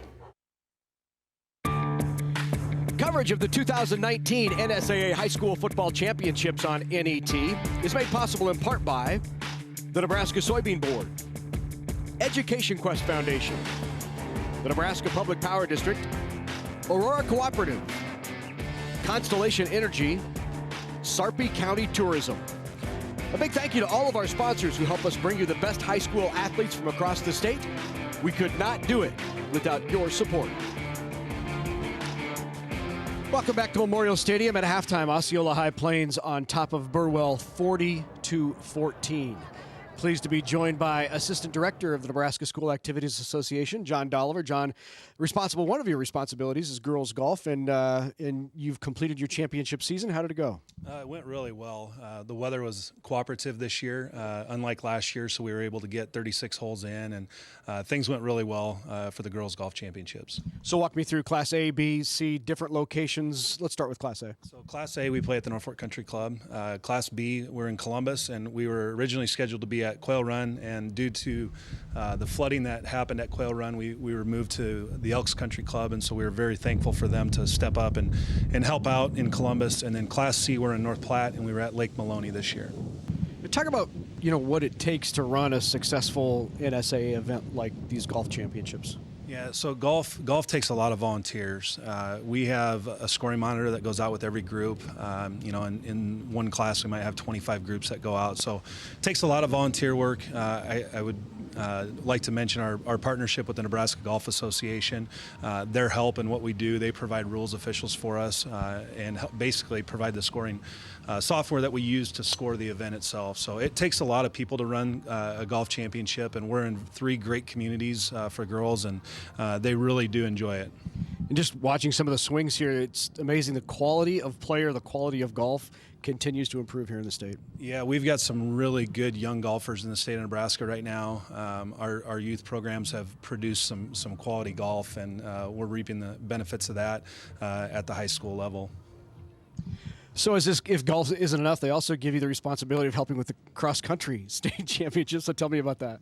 Yeah, I had taken about a 3-year hiatus from cross country, and it was just doing golf, and we had some positions shift in our office, and so I got to do cross country again. And cross country is I call it one of our hidden gems. If people haven't been there, they should go to it, because our cross country championships are really it's a great event. The kids competing, the community of Kearney embraces it. You know, we talked about the volunteers that we have in golf. Cross country requires a lot of volunteers as well. You think about, staple of NSAA events and staple communities that are tied to it. I don't think there's a better match than cross country and Kearney with what they do. Right. I mean, they've done a great job with it. I think we're getting close to our 50th year being there in a row. And the Kearney Country Club where we run at, great course to run on. And again, the community embraces it. People like to go there just because the course, it's challenging. And it really does provide a course where we can determine a true champion. Looks like, again, for both events, weather was not a factor, which is so nice. We dealt with some weather issues last year with girls golf and boys golf. When the weather goes good, things go well. Cross country was great. We had a little bit of frost to deal with in golf. Cross country, we were worried about the frost in the morning. We don't run till noon, so we knew we would be able to compete. But yeah, when the weather's nice, everything goes pretty smoothly. I'm glad to see they gave you another event, because you never quite stay busy enough. So I'm glad we can keep you off the golf course and keep you busy running championships. That's John Dolliver, an assistant NSAA director. We're at halftime of the Class D1 championship. Osceola High Plains on top, 40-14. Whether it's spring planting, fall harvesting, or just a drive across the state, soy biodiesel helps a diesel-powered engine operate in a demanding job. Soybean oil from Nebraska soybeans makes biodiesel a renewable fuel that's also environmentally responsible. The soybean checkoff plays a major role in supporting the use and availability of biodiesel. The Nebraska Soybean Board, growing opportunity from the ground up. Chadron State College, offering several online master's programs. Students can earn an organizational management degree in human services, sports management, or natural resources. Chadron State College also offers an accredited online Master of Business Administration degree. The 8-week online courses allow students to work at their own pace wherever they are. Chadron State College, serving Nebraska and beyond since 1911. Information at csc.edu. After concussion, returning to the classroom is a priority of the NSAA. All brains return to learn, not all brains return to play. After recognizing that an athlete has suffered a concussion, it is important to monitor the symptoms in the classroom before allowing the athlete to return to extracurricular activities. The NSAA requires coaches in all sports to take a concussion course once every 3 years. More information is available on our website, nsaahome.org. Student athletes are students first, athletes second. My name is Dan O'Neill. I am an NET Foundation board member from North Platte, Nebraska. From the western edge of the state to Lincoln or Omaha is a long ways. So state wrestling, state basketball, volleyball, all those events, that truly I think brings the state together, because there are just a lot of people that wouldn't be able to attend those events. Join me in supporting NET, Nebraska's PBS and NPR stations. We're back at Memorial Stadium, halftime of the Class D1 state championship between Osceola High Plains and Burwell, and it has been a dominant first half for OHP. The Stormdogs leading at 40-14. Well, let's take a look back at the late last week, I guess it would be. The 6-man state championship was contested in Kearney at Cope Stadium. Both teams coming in at 9-0 on the year. McCool Junction wearing the black, Harvard in their away whites. There's a touchdown by Dana Hobbs, 11-yard rushing touchdown. Tied it at 6. Into the second quarter, that 44-yard strike to Ethan Piper. Now a 2-score game because the PAT, now the end of the first half, Chase Wilkinson. Sack there. Now on 4th and 15, 26-yard pass for the touchdown. And Hobbs was intercepted here by Ryan Harms. Still 27-38. About a minute to go in the third. Harvard with the chance to go up by 3. Fourth quarter, same drive. 17-yard pass to Piper. Now a 3-score game. Then McCool turns it over on downs, and another 4th and long, a 29-yard touchdown pass. Is that official Nail McCoffin, and the Gatorade flows. Runner up for McCool Junction, and the champ in 6-man is Harvard. Here's a look at the summary of the game. You see the final was 50-33. The Cardinals finishing an unbeaten season. 242 yards passing and 5 touchdowns for Nebraska, and Ethan Piper with 3 receiving touchdowns. We are here at halftime of the Class D1 State Championship at Memorial Stadium. Let's take a look at some of our first half highlights. And you mentioned it, Jay. Burwell came out strong. They won the ball, and they took it. Right, you get Jace, a lot, heavy dose of Jace Williams early. We knew that he was going to be the guy from Burwell, and they did. They came back right and took the kick, and they got to work. They looked like they were going to be here. And they obviously a lot of game to be played yet. Yeah. Too many penalties and too many turnovers for Burwell so far. Then OHP's just taking advantage of all those, and he got big plays than he needed to, and that's been the story of the first half so far. Carson Watts with the touchdown catch here, and then this was a big play and a nice play by Kyle Sterling. Yeah, he's had phenomenal plays all game. We talk about Matt Houston was the guy we knew was coming in for OHP. It was stirred defensively, and we've called his name a lot. Here's the run after the touchdown recovery by Dylan Soul. Then he goes the distance on the carry for a touchdown. Yeah, with Van Houston getting the thigh bruise, we don't know if he's going to see him in the second half. Right. Souls picked it up. He's picked up the load. I said the fullback and the QB, get him doing everything. Here's a look at the numbers, and the 4 touchdowns by Dylan Soul has led them to a 40-14 advantage. Anything stand out here? Obviously, the 4 turnovers. That's been the game so far for Burwell. The 4 turnovers, and OHP's capitalized on every single one of them. So we are at the half. OHP on top of Burwell is 40-14. Second half action coming your way on NET. Early mornings, late nights, emotionally, physically, mentally tougher. Generations of trust, innovation, and hard work done side by side. The decisions you make for your land and livestock have a direct impact on your operation, the region, and the world. That is why we're there when you need us anytime, every time. We both have one chance, one season, one mission. Tougher together. Aurora and you. I'm Nicole Brungart, and I'm a part of the U.S. Women's Bobsled team. I'm a 4-time All-American, and I'm from Norfolk, Nebraska. Bobsledding was definitely not in the picture when I was growing up, but I'm thankful to be where I'm at, and I'll never take that for granted. In my career, I'm getting bumped around, bruised in the back of the bobsled, so it's super important that I keep up with my sleep, my nutrition, seeing my trainer, seeing the chiropractor, and staying in the gym so I can be at the top of my game when competition comes. On the next Big Red Wrap-Up, we'll recap the Maryland game with co-host Sean Callahan and special guest Aaron Sorensen from Hale Varsity. Big Red Wrap-Up, Wednesday at 7 Central on NET World and again at 10 Central on NET. The 2019 NSAA State High School Football Championships continues tomorrow on NET. Visit netnebraska.org/sports for game times. Live streaming is available at the NET website and on the NET Nebraska app. Coverage of the 2019 NSAA High School Football Championships on NET is made possible in part by the Nebraska Soybean Board, Education Quest Foundation, the Nebraska Public Power District, Aurora Cooperative, Constellation Energy, and Sarpy County Tourism. A big thank you to all of our sponsors who help us bring you the best high school athletes from across the state. We could not do it without your support.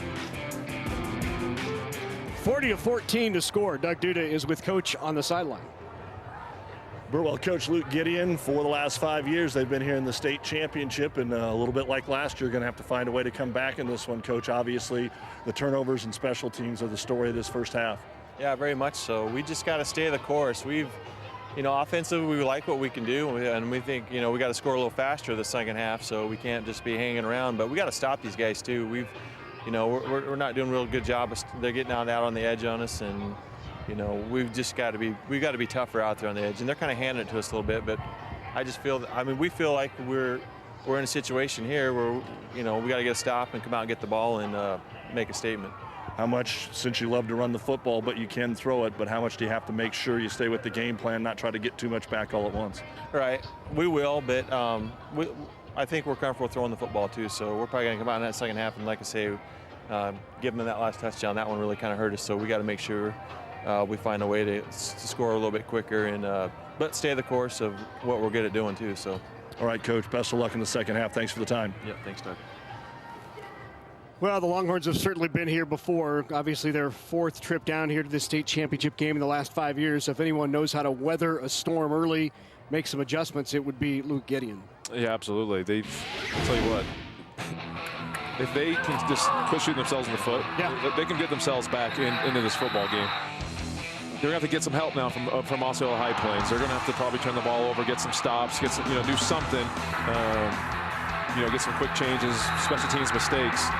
Because you're in a tough spot now, because you just, most of these teams, they rely on the run the football. Right, and now, you're thrown into the wind sometimes, and it's hard. It's hard to get them all back, and you got to try to stay patient. But you're down 26, and you got to try to win this football game. So obviously, you're going to try to do anything you can possible in the second half to do it. And you don't want to stray too far off from your game plan and what's gotten you here all year. You got to do what's comfortable. But we'll see how they can bounce back. And the biggest thing is early in the second half, if Burwell makes another mistake and OHP they capitalize, and does that really, take the wind out of their sails in this football game? Yeah, key early first possession here is Osceola High Plains will have the ball to start this third quarter. Hey, I want to remind you there is more live coverage tomorrow of the NSAA High School Football Championships on NET. We kick it off in the morning at 10 a.m. as we did this morning. Tomorrow it's Class C1 that begins the day. Then we'll go into the afternoon where we have Class C2 tomorrow afternoon, and we close it out tomorrow evening, hopefully with no snow, but who knows, we'll see in Class A as it's Omaha West Side taking on Bellevue West, and a plethora of Division I talent will be on the field tomorrow evening right here at Memorial Stadium. I want to remind you, you can watch all the action on NET or on the free NET Nebraska app. Live streaming also supported through Apple TV and Chromecast. I obviously not a big fan of cold weather and snow, but that'd be quite the scene though in that Class A game. They had a little bit of some snow and weather, and you're out here brushing off the lines and the numbers so you can see them. That'd be something.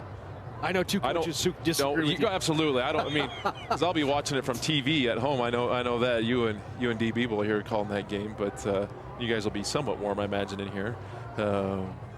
But that'd be kind of cool. I mean, I remember the first year we had the state championships here. Obviously, I was an Elkhorn kid, and we played Crete in '96, and we won. And it might have been a high of 5 degrees that kick. That was the old turf before we had the field turf. And the turf was frozen. It was quite the scene. That was on the sideline for that game. That was quite quite fun. That was a little chilly, wasn't it? It was a little chilly. Yeesh. But we just found out we have you a sideline pass for tomorrow night, so you're welcome. So there's no reason to stay at home. You can just come on out and enjoy the game. We're excited to have you out here tomorrow night. Me and Sean down there. That might be the best part of it. If it's a really bad weather day, the best part is that Sean Callahan gets to spend the evening down on the field. Right. He claims himself he's a tough South Omaha boy, so that's what he says. Yeah. All right, ready to get underway here in the third quarter. The driving kick will be taken at about the 9-yard line. Past the 20, has some room. Near sideline, forced out of bounds at the 35-yard line. And once again, a nice return for OHP. That return, again, out to the 35. I struggled. We've seen a couple of these few kicks, the spins on it have been kind of goofy, but good job. And it's Carter Bodine with the return. Real important drive here for both teams now. We have a team that could really put this game out of reach, and then obviously you got to get a stop for Burwell to give yourself an opportunity.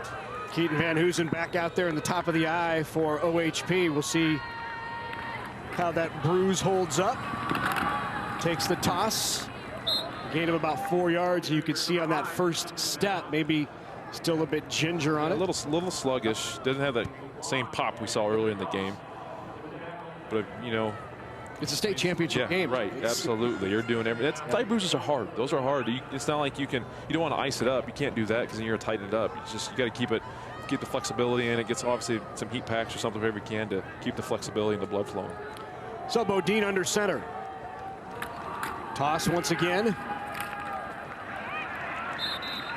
Nice play from the backside by the Burwell Longhorns. That's Tyler Daw with the tackle. Leans forward, a gain of, well, we'll call it 3 for Van Housen. Brings up 3rd down and 2.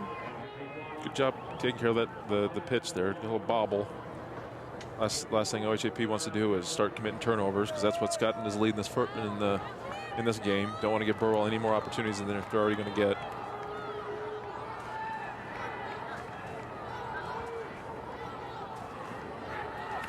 Bodine gives it to Soul.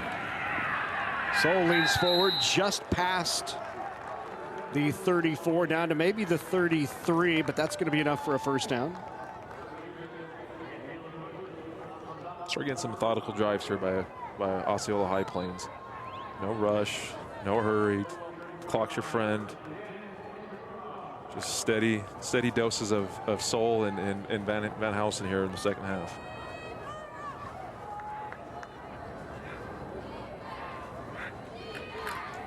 Soul pulled it out of his belly and then pulled down in the backfield.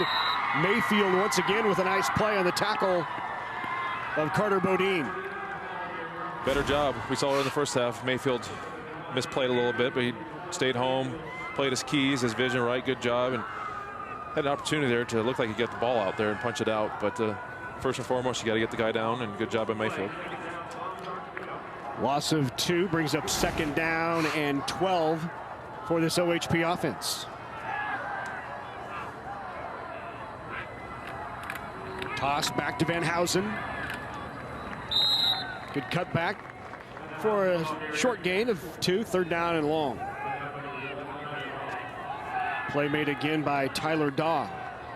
Yeah, tough spot here now for OHP going back in the win. 3rd and long is not a comfortable position for any play caller in football, especially going into the breeze. Kind of seen some interesting play calls. See if they use the old QB sweep or power they've seen kind of by Soul. They use that late in the second half, or excuse me, first half, and got some explosive plays, but come out in I formation here.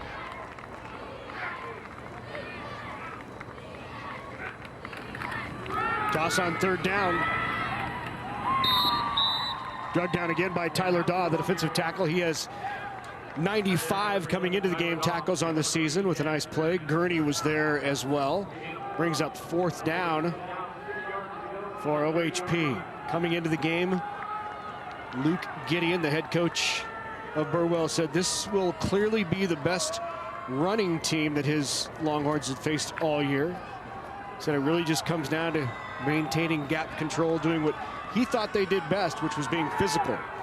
Important play here for them.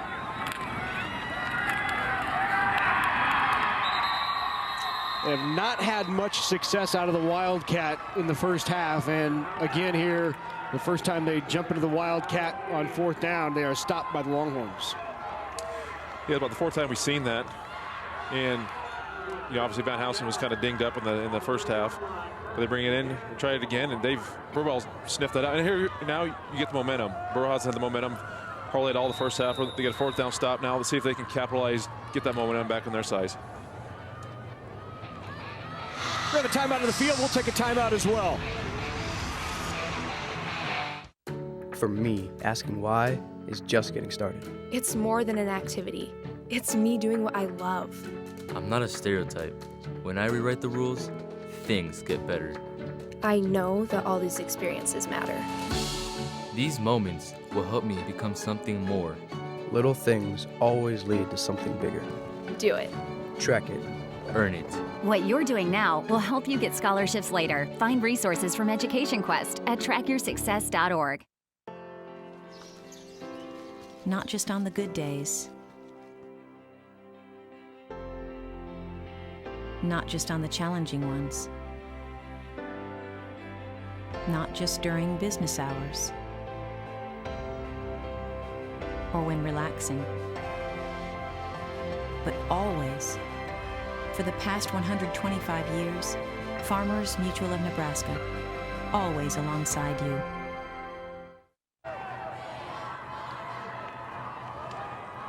Here we are early in quarter number 3, Class D1 state championship between OHP and Burwell. Big stop to begin this third quarter by the Longhorns of Burwell, and now they'll try to get something going offensively. Back to pass is Birch, and found his man for a first down. Completion to Alex Gideon. Yeah, Gideon was coming across from the boundary there, and he had him early. Could hit him early, or got to let him a little more. Ball's a little unthrown, but good job. And now say Burwell can throw it. And they came out first play of the second half, try to get some things going and start chucking it around.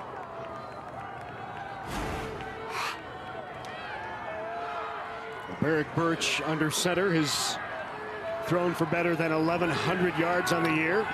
Gives off to Jace Williams, who's rushed for better than 1,600, and a good carry on first down for Jace Williams. Nice little pop there. Yes, it was. By Soul. Was that Soul? I believe it was. Yeah, it was. That was nice little counter play. Here comes Soul, this over top. Head across. Boy, that's a thing of beauty. Fundamental. Thing of beauty. Good football player right there, Dylan Soul. Plays middle linebacker, been a quarterback, running back, fullback. 4 touchdowns here on the sweep action. First down for Caleb Bush. Good job. Good play call. Also, it was a decent position, but just enough to get the first down. And again, momentum now getting back to Burwell's side to see if they can keep it going. Claw back in this game, get some points. Timeout taken here by the Stormdogs. OHP will talk it over. Did the same thing early in that first half when Burwell started to drive, called the timeout, wanted to. Yeah, it's just kind of like a basketball coach making that play after they get on a little 10-0 run by the. Okay, let's slow it down here. Let's stall the momentum a little bit. Get our ducks back in a row. Talk about what you're seeing, what you're feeling. You see, that's Greg Wood right there chatting with his team. Greg Wood in the middle with the hat and the headset on. To the right is Bob Fuller. Bob is the other head coach, co-head coaches here for OHP. Let's go down to the field to Doug. Well, guys, Bob Fuller's been around coaching a long, long time. Was at Winside, Grand Island Central Catholic, been down at Kansas. They joked that he came to Osceola High Plains because he hadn't coached there, but it was almost a father-son deal. We saw that last night in the brothers with the Packers and the 49ers, but his son Rusty over at St. Paul took them to the state semifinals before falling to Oakland Craig last week. We'll see them play Sutton tomorrow for the C2 championship. On first down, give inside again. No room there for Caleb Bush. There's our guy. Yep. They can run at Stirrup. That was a really good play. Kind of slipped the blocker here. Gets action to him. Just comes right underneath him. That's really, really well done.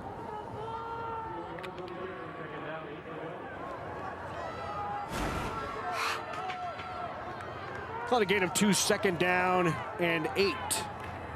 Back to pass. Over the middle to Birch is complete to Corey Daw for a first down. Nice throw from Barrick Birch. Good catch. Ball looked like a little behind him. Came out there late. But good protection. Really good grab. Yeah. Yep, that's a catch, Albie. It's a catch in high school. That wouldn't be probably a catch in the National Football League.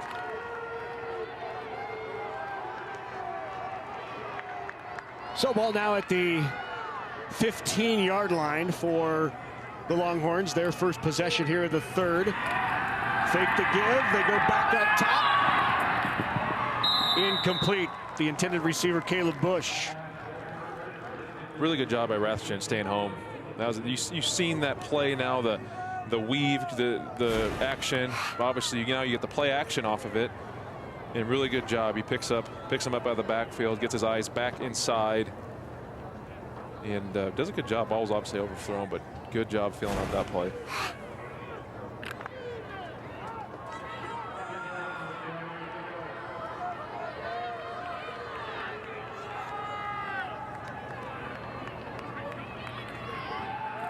Under pressure, steps up.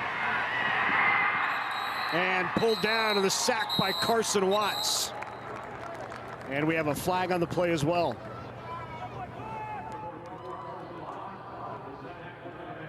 Carson Watts from that defensive end. We'll see what the flag was.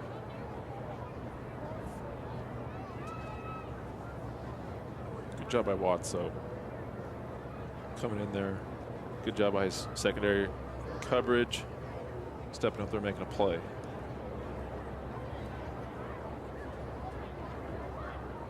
Burrell's not messing around. They're coming out throwing. Right. Block below the waist. Offense. 10 yards from the spot of the foul. Second down. Let's watch 66. Yeah, you know, it's high school now. I mean, good job. It shows you a better job by Watt getting up and making this play. That's a really good job. But, and normally now in college football, that's not a penalty. But in high school, you cannot come block. You know, I think you can block from as a wide receiver, chopping outside, but the lineman coming inside out like that.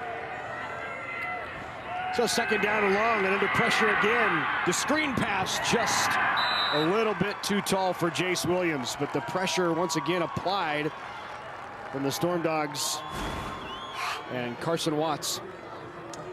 Yeah, well, just good job not letting up. You know, sometimes as you can the feel, but he just put the pressure there on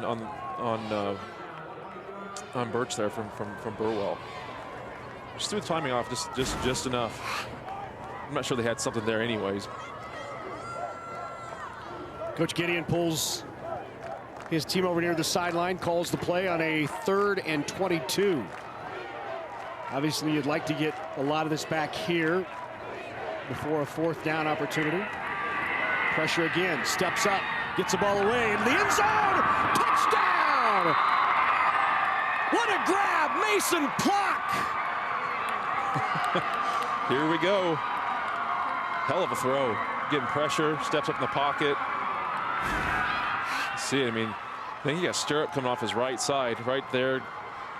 Almost throws off of one leg, and great coverage by OHP, and even better grab. And that's what you had to do. You get a stop by Burwell coming out of the second half. You get some early points. So they'll go for it here, go for the 2-point conversion. Breaks one tackle, tries to get near the sideline and will not make it in. Nice job defensively. Jarrett Parsons stops the 2-point conversion. Here's the touchdown, yeah. Look at the coverage here. I mean, that's, I think he tips it. He looked like he got a hand on it and just great catch. Better throw and even better catch there. That's beautiful. That's execution at its finest. Well, it's just what Burwell needed to start this 3rd quarter. Take your first opportunity, drive the length of the field, and pull to within 20. Now down 40-20. It was an 8-play, 50-yard drive capped by that long completion on 3rd and 22 for a touchdown. 27-yard touchdown strike.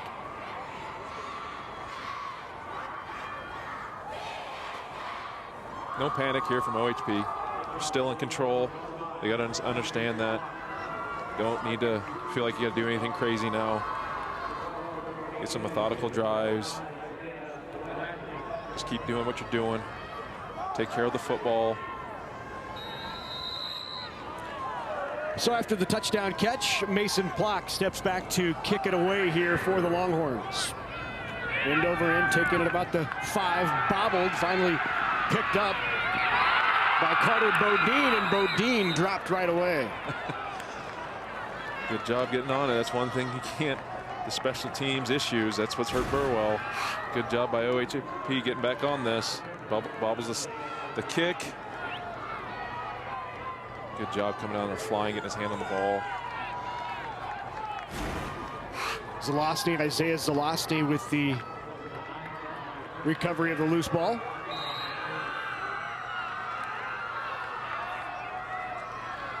Back there at the top of the eye is Van Housen, the give to the fullback, Dylan Soul. And Soul with a nice gain on 1st down of about 7 yards. Ton of success on that play. Saw earlier, or excuse me, later in the second or first half when Van Housen had to get out of the game and be able to throw some little wrinkles off of it. And see Sol here now, the shotgun, and he'd like to run out of this formation.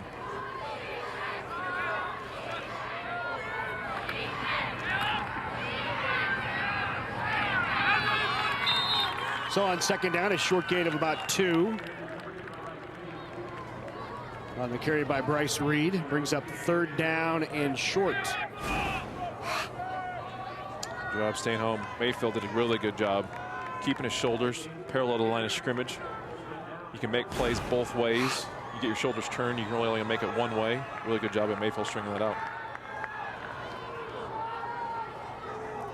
Third and short. Stood up, but enough for a first down in the carry by Dylan Sol. All he needed was the 20, and he's just passed.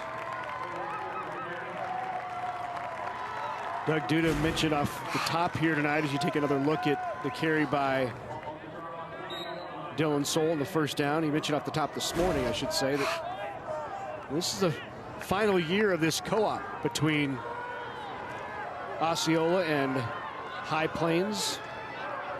Towns that are made up of this school are Polk, Hortville, Osceola, Clarks. And this was originally proposed as from the shotgun. It's taken again by Sol. When this was initially proposed as a co-op, it was voted down. One of the board members changed the vote. It became a co-op, so it's just in its second year of co-op. But the numbers for Osceola look good. Board saw the numbers increasing. They didn't want to be playing 11-man football. They wanted to stay at 8-man, so they have decided this is the final year of the co-op for OHP. Really nice play by Jace Williams in that last one. Filtered through the trash, and nice hit. Second down and long. Toss sweep. Flag on the play, likely a hold, and this will create a second and even longer. Good play again by Levi Bodie. Holding. Offense, number 55. 10 yards penalty from the spot of the foul. Replay second down. So next year for Osceola High Plains, it's back to the HPC Storm and the Osceola Bulldogs. That's how we got the Stormdogs. Got it.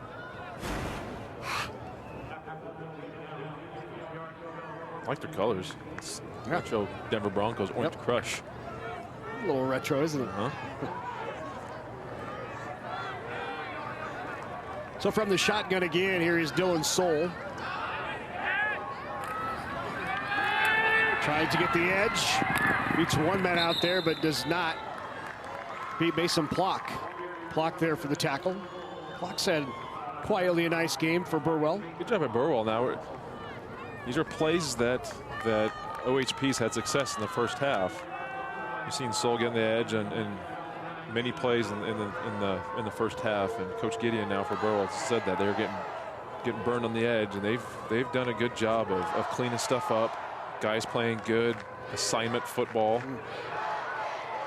and this is what you got to do for Burwell. You're getting some stops. You're putting out on third and long. Opportunity now to get the ball back. Short field. They have to hurry here as the clock is down to 2 seconds, 1 second. They're not going to get this play off. It does go snap over the head, falls on it, and all the way back to the 2-yard line. So Dylan Sol was surprised by the snap. It went over his head. He did recover, which is going to bring a fourth down and long, and a punt upcoming here for the Stormdogs. The OHP coaches look like they're a little frustrated. They're trying to get a timeout, it looks like there, but Sol wasn't even ready. I think he was expecting a timeout as well. Now, so we got to be careful. This is where Burwell got their punt blocked. Got to get out quick somehow, some way. So punted away by Jarrett Parsons. Parsons angles it, and out of bounds near midfield. Nice kick there by Jarrett Parsons, the senior. Yeah, really good. That's back into a decent win, too. Let's go back Let's go back to not the last play, but the play before that. Watch Dylan Soul as he goes out of bounds. He took a hard shot here to the head. Yeah, you could see him. He was grabbing his neck coming back to the huddle. It's a good job by Burwell. Again, good tackle, getting your head across, getting him out of bounds. See, he grabs that neck right away. He didn't even went into the huddle. I think he was doubled over and grabbing that neck as well. I know he's tough though. That cat is doing everything all game. Burwell back to throw again under pressure. Avoids the tackle. Now goes downfield, incomplete. Good scramble there and throw by Birch. Good job, OHP, on the back end.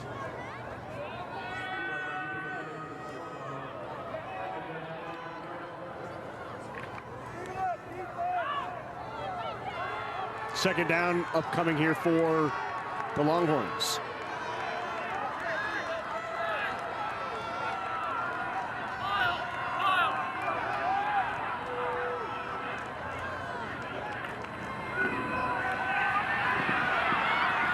Quick feed by Jace Williams. Gain of, we'll call it 5 yards on second down. Brings up third at about 6, third and one of the few running plays we've seen by Burwell now in the second half, obviously trying to get some points back. Burwell did a good job on the edge, sealing up Stirrup there. Allowed Williams to bounce it out there and get a decent gain. Third manageable.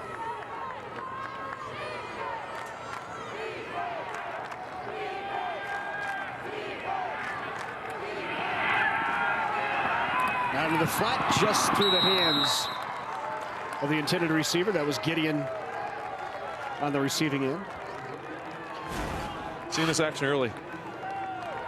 Burwell hit a couple of those. It was right there for the catch, but now it's 4th and 5. Thad Rashton was there on the coverage for OHP. 4th down. Williams in the backfield along with Barrett Birch.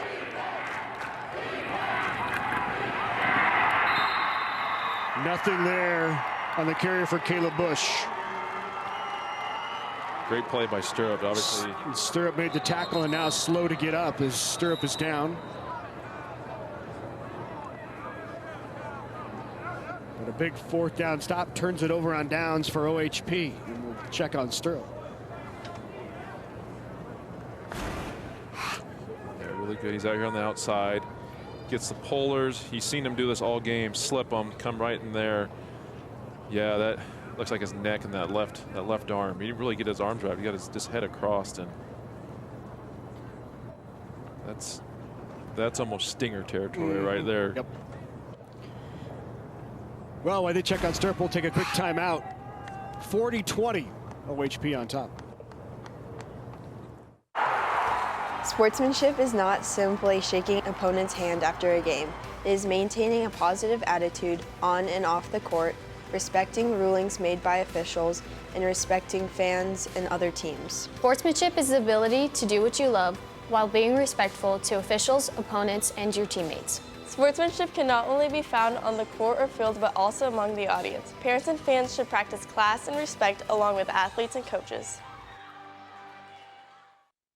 NET Television expands your mind, enlightens your mind, inspires your mind, educates your mind, entertains your mind. NET Television opens up new worlds to you. Explore, travel, learn, discuss, debate. NET Television keeps you informed. Music, theater, dance, art, news. NET Television awakens your dreams, seeks to serve, strengthens our communities. We are Nebraskans. We are NET Television, Nebraska's PBS station. Stirrup walked off on his own. Seems to be okay. They still continue to check on him there on the sideline. So turnover on downs for Burwell. And OHP takes over. Stepping through a couple of tackles, staying on his feet, Dylan Soul. Gain of 4 on 1st down. It's always interesting when you have one of your better players and Stirrup goes out. He's been playing left guard most game. Guess where they go? Right to that area with him not in there. So Burwell does a good job here. A good gain. That's a good gain on 1st down. tackle there by Caleb Bush.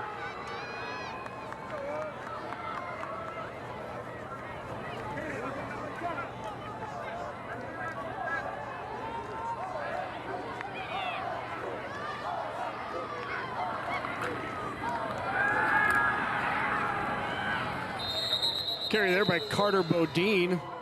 Popped up and looked like he was looking for somebody out on the edge, and there was nobody there. Yep. I think he was expecting a zig, and he zagged. But he made it work. Yep. It works. Yeah. Fullback goes both. Well, I think the quarterback went the wrong way. He had the fullback and the running back went to the left, and he went right. Made the most out of it. Brings up 3rd down now and 3 as we're inside 1 minute to go here in this 3rd quarter of action.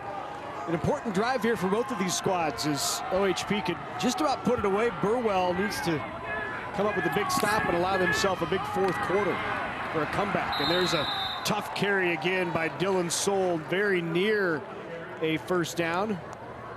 Looks like they're going to mark that at the 37. If they do, it would be enough for a 1st. And it is a 1st down.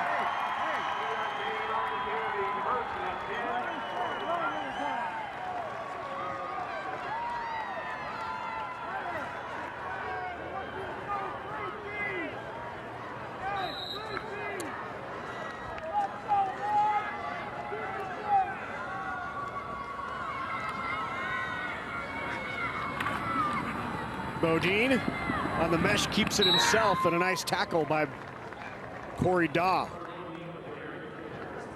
And more than likely, the Stormdogs will let the clock run out here in the 3rd, and they do as they head to the sideline through 3 quarters of play. OHP with a 20-point advantage on the Burwell Longhorns, but it was a good 3rd quarter for Burwell. Longhorns come out of the halftime locker room, go to the air. A great pass on the touchdown. We head to the 4th here in Lincoln. Participating in multiple Nebraska high school activities has taught me the value of teamwork. I learned how to be a strong leader among my peers.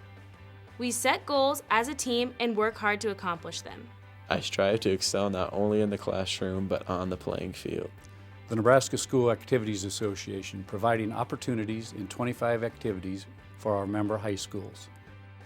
NSAA activities, the other half of education. Prison is not about rehabilitating. It just isn't.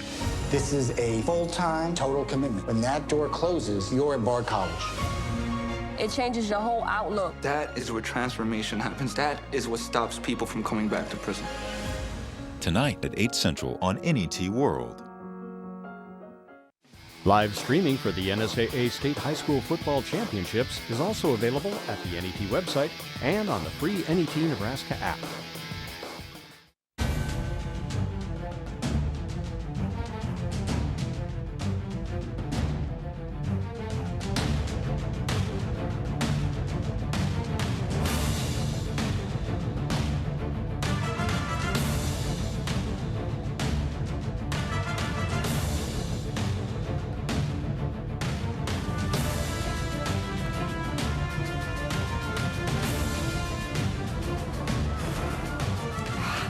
Back at Memorial Stadium here in Lincoln, Nebraska, 12 minutes away from crowning a champion in Class D1. It will be either the Longhorns of Burwell or the Stormdogs of OHP. Pick it up here, 2nd down and 10. Toss back to Dylan Soul. That'll bring up 3rd down at about 5. Haven't seen Van Housen. Looks like he might be. Yep. Just, those side bruises are tricky.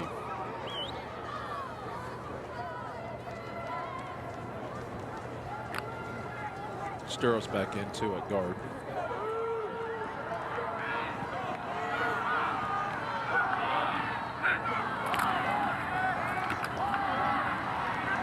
Give to the fullback.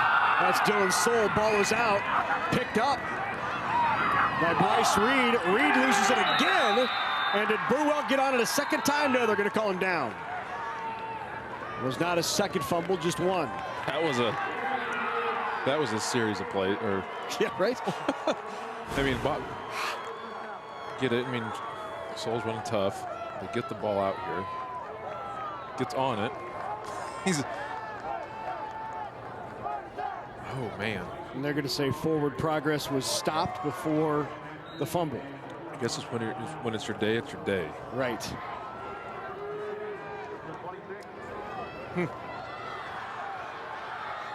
Yep, and they may review this. To me, it's out. And we didn't hear a whistle there. That's probably going to be for the review. So ruling on the field, its forward progress is stopped beyond the line to gain before the fumble.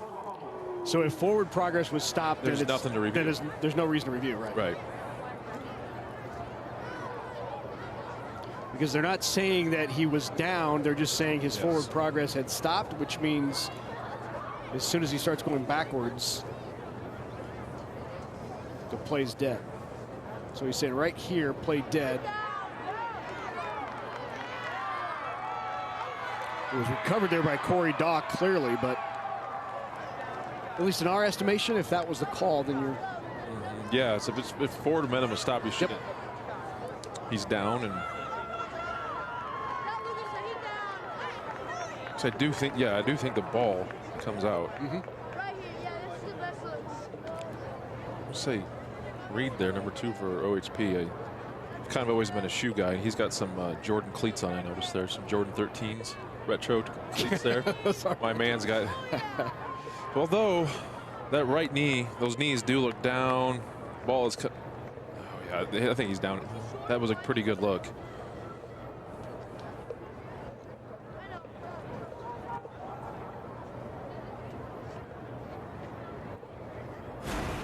They didn't say the ruling on the field was that his knee was down before the fumble. They said the ruling on the field was that his forward progress had stopped. And if that's the case, the forward progress had stopped before the ball came out.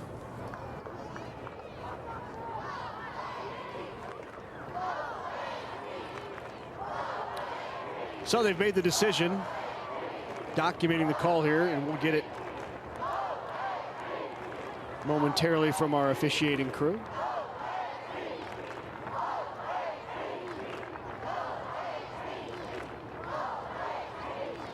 Burwell will look back at those 4 turnovers in the first half as all pivotal and key moments in this game. Here's the call from our crew. After further review, the call on the field is confirmed. First down.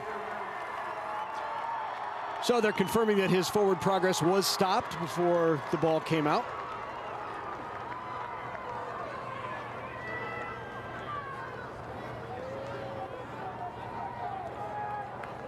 You know, those decisions are made from the booth to blow it dead and call down, and at the time probably didn't know that it was called forward progress had stopped. Might have thought that they thought he was down before the ball came out. So good job by our crew upstairs as the keeper there by Carter Bodine leans forward inside the 25 down to the 24. Short gain on first.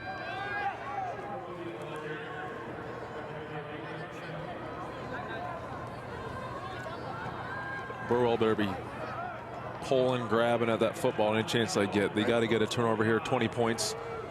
Almost going under the 10-minute mark here in the 4th quarter. You got to get some turnovers.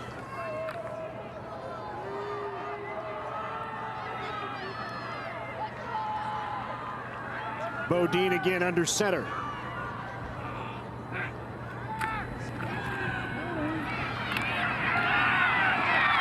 Nothing there for Bryce Reed on the toss.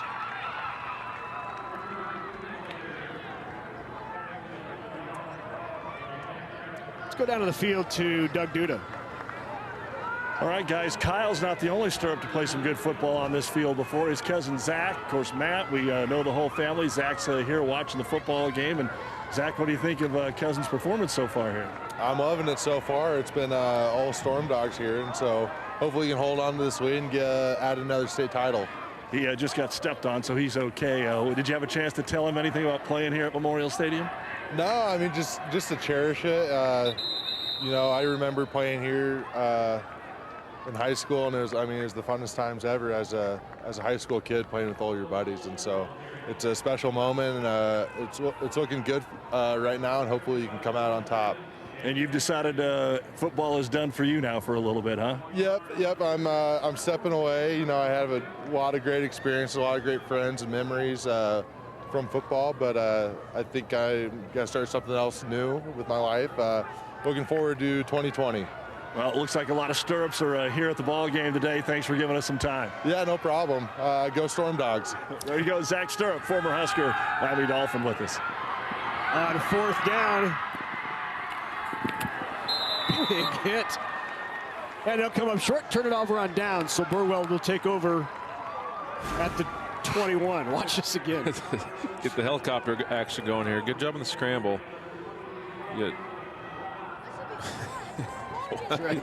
Jace Williams coming there to clean him up. And you get Cash Gurney coming in there early to get him. That's no one says they're not playing physical, that's for sure. That's right. They're flat out getting after it today.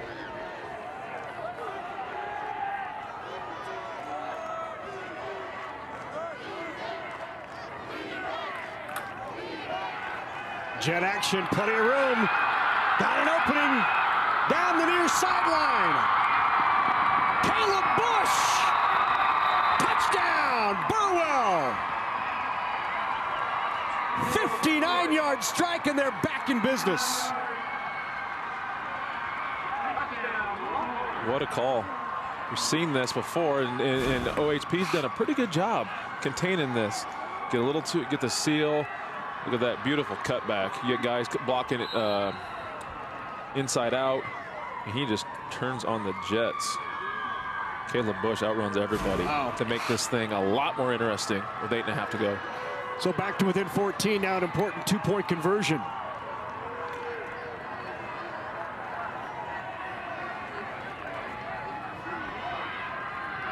Barrett Birch from the shotgun. Williams behind him. Looks into the end zone, got a man, and knocked down. Nice play by Carson Watts, got the hand up. He's had a nice day. Carson Watts played a good football game today. Flag on the play, we'll see what the flag is, but right now the 2-point conversion. So illegal motion was the call against the Longhorns. That's declined, and the 2-point conversion no good. Well, that's exactly what Burwell needed here. One play, quick strike, get the turnover on downs, and they're back in it. Yeah, it's still a 2-possession game. Down 14. Got to get some more stops. OHAP can string some drives out, get some methodical drives, take some time off the clock. They don't have to necessarily get points. We got to definitely eat up some clock here. But definitely a better chance now for Burwell. That big run by Caleb Bush. Well, time now to answer our trivia question. Who owns the state playoff record for the most touchdowns thrown? It was Nate Most of Giltner. 8 touchdown passes in 2009 against Palmer. That was that wide open spread. Nate was a terrific golfer as well for Giltner. I think maybe state champ or state runner-up in golf as well. Our winner was Eric Maddie. Eric Maddie from Huntington Beach, California knew the answer, so thanks for sitting that in. We'll be sending you a state championship t-shirt courtesy of NET. See, I would have thought it would have been a Class A school. Right, yeah. I would have won anyways.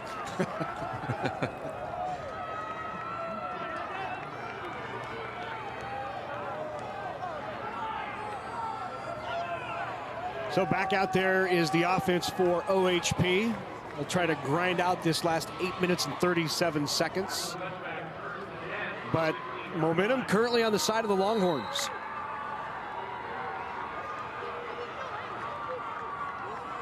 Out of the shotgun will be Dylan Soule.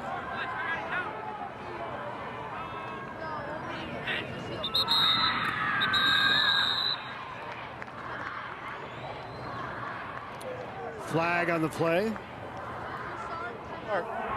Offense, number 8. 5-yard penalty. Still first down. It's a big penalty. Couldn't quite see where it was. It's been just enough of a flinch. So brings up 1st and 15. Solt hands it off. Not much there out of the edge.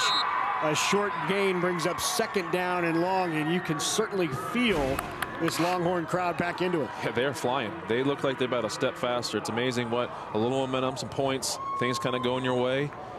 Get a little juice, get a little more energy. That was Jace with the juice right there. Yeah, that was well defended. So into the I formation.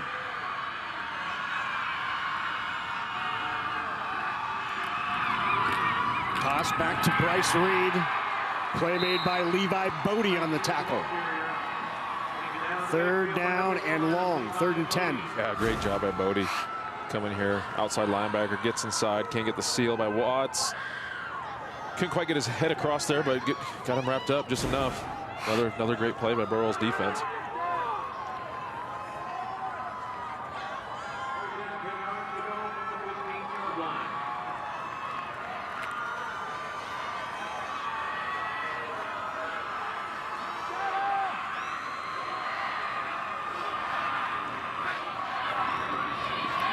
Inside handoff. Mayfield is there for the tackle. OHP has thrown the ball just 1 time today, so no surprise. Mayfield, Tyler Daw. They are flying right now. Anticipation level, recognizing the plays. Jarrett Parsons gets it away. He averages 35 yards per play. Bobble! It's on the ground, and he got on top of it.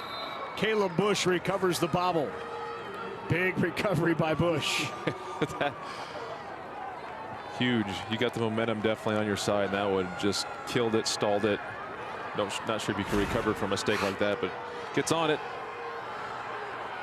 Just had enough time. Luckily, that ball bounces backwards, not forwards. Well, we began this final quarter of play, Burwell trailing by 20. And here with 6:40 left, they have the ball down by 14 and an opportunity to make it a 1-score game. Not over yet. Birch in the shotgun, looks downfield.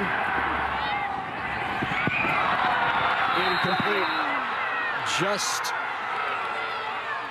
missed the intended receiver there. It looks like feet got tangled up, but no flag on the play. Caleb Bush, the intended receiver. Trying a little 7 route here.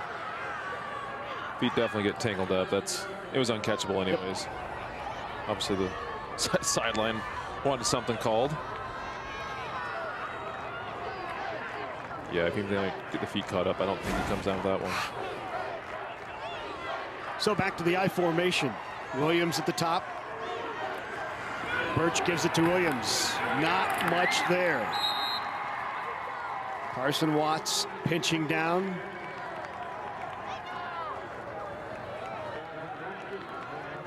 Thad Rathjen was also there on the tackle. Brings up 3rd and 7. See if Burwell would like to go back to the well again on that big play by Bush. See if they want to try that one more time in this scenario, or doesn't look like it.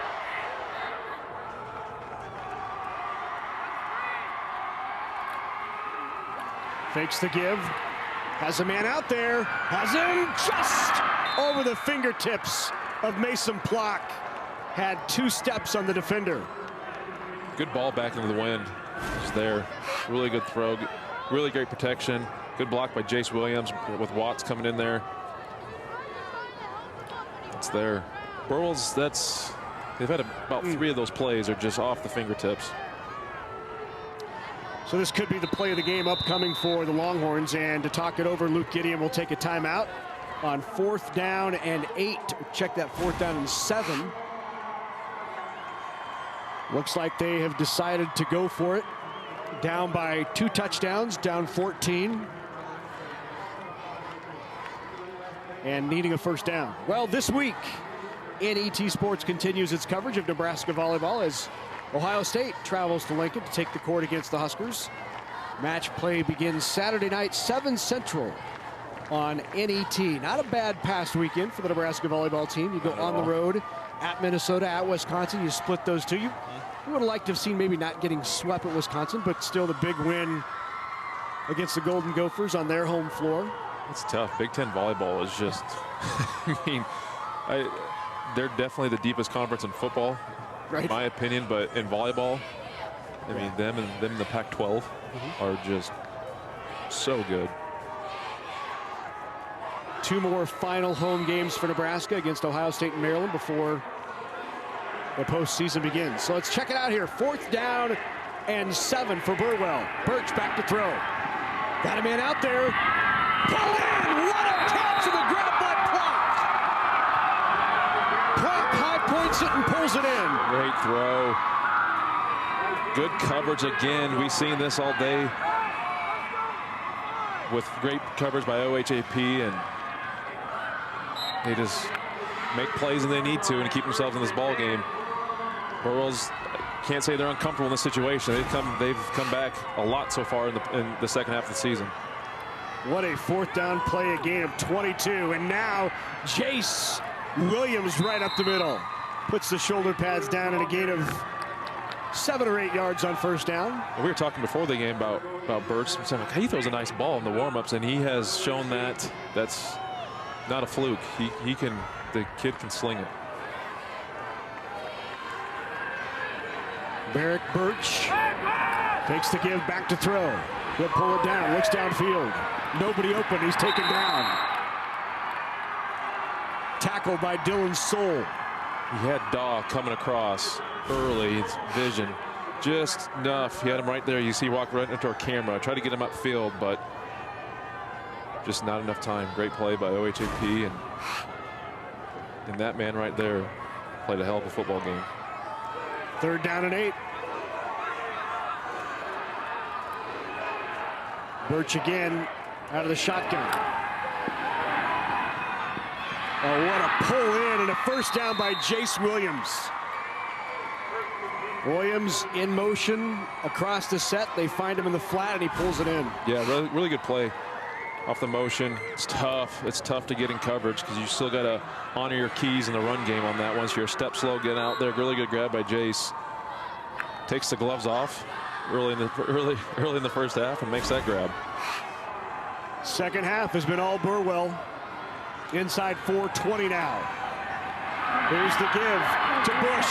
Bush breaks a tackle. Bush, 2nd touchdown of the second half for Caleb Bush. 23 yards on the carry.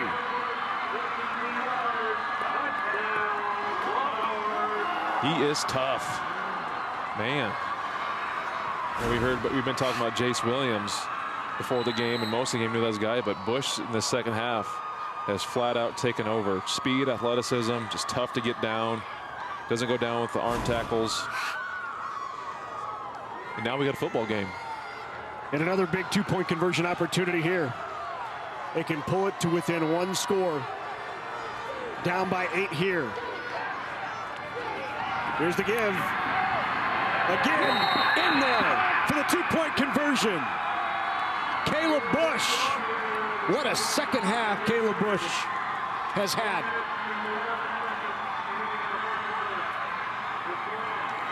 Six-point game. They trailed by 20 entering the 4th. Yeah, you see this one by Bush. Great run. Good job of, he had the ball in the wrong hand, but good job of hanging on to it.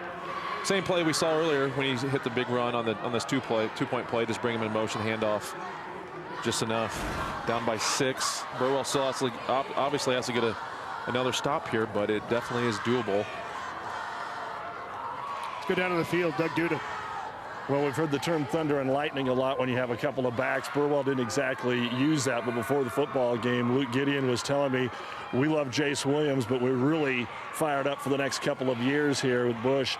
He is the speed of this football team, and you've seen it here on these last 2 touchdowns. 2 big touchdowns and a 2-point conversion for Caleb Bush here in the second half, and now it's The Burwell Longhorns defense's turn to try to shut down this Stormdog offense. Kick goes into the end zone.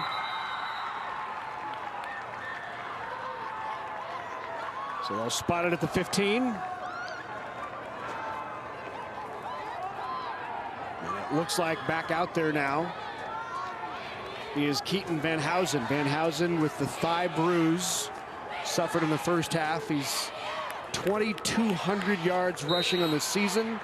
Averages better than 7.7 yards per carry. And they need him now. He gets the toss. Big Hunter Mayfield again. This time of the game, you get your two best offensive players. You get Van Housen, and then you get Soul back there, and you just say, hey, it's go time. You're our two best guys. We're going to lean on you through these last 4 minutes. Both teams with 2 timeouts remaining. We tick inside 3 minutes and 40 seconds. OHP trying to put a drive together, run out the clock to a state championship.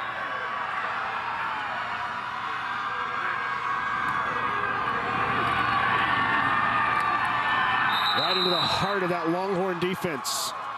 Corey Daw, middle linebacker, along with Colton Daw. OHP snapped with about 4 seconds left on the clock there. They don't have to be in such a hurry to get up there.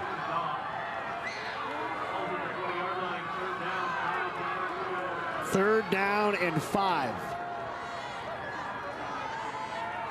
Big play for both of these teams. Carter Bodine under center. Fakes the give, looks for Soul out of the backfield, flips it out of the open. Picked off! Intercepted by Longhorns! Cash Gurney right there!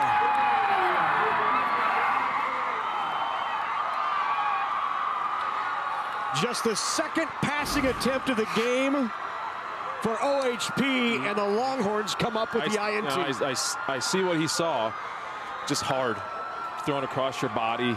Just can't get enough ump. If he could get a little more, got his feet set, but he couldn't. He had a guy coming on his backside. He felt him. Watt was there. But Cash Gurney, good job settling back in the zone. 5th interception of the season for Cash Gurney. None bigger than that one. I mean, total tale of 2 halves. All OHP the first. Burwell just. That's the only gift OHAP's really get them all game too. That's what's right. That's so crazy. They've earned everything they've gotten in this second half.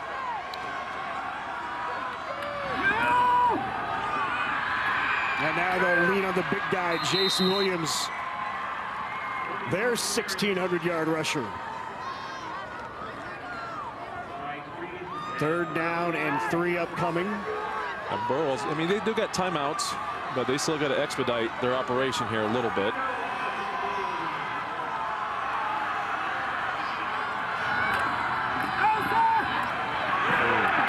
Pulled down in a big play out of the middle linebacker spot from Dylan Soul. Jace Williams just tripped up enough. He wasn't very clean early on. Tripped up, looks like he could have fought for a few, but just enough to where Dylan Soul can get through there and made a great play. Well, it has been all Burwell Longhorns here in this second half. Let's take a look at the highlights. Started with this one. Yeah, great throw.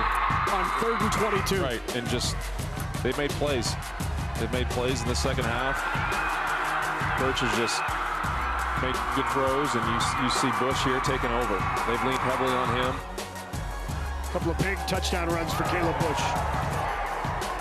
Yeah, you heard Doug say earlier that, you know, thunder and lightning, that's what him and that's what Bush and Jace Williams are.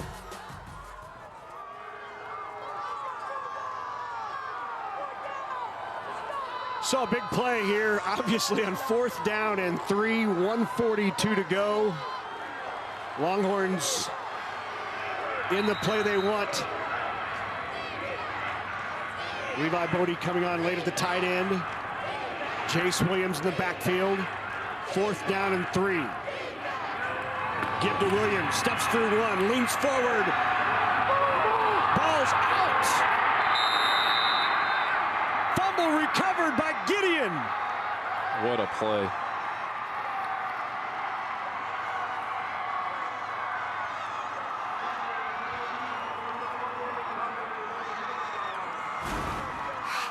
What a play. Soul comes in here, takes on the lead blockers, get him, stands up. That second guy always got to come in there. God, I can't. Tries to reach for that first down and it pops out.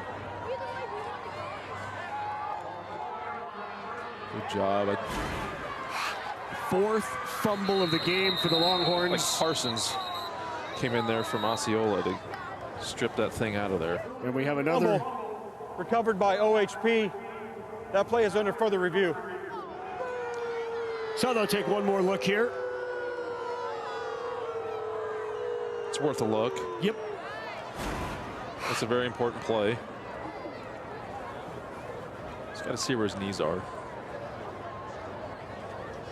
Up, they're up. Yep, he was leaning on other players, was not down, and as long as there was no whistle, which clearly there wasn't, because for no forward progress on an issue like that. His feet are still going. Yeah, he's clearly not down, and that is Parsons that got in there to dig it out. Yep, strip it out. Turnover number 5. Wow, for Burwell now, including 4 fumbles.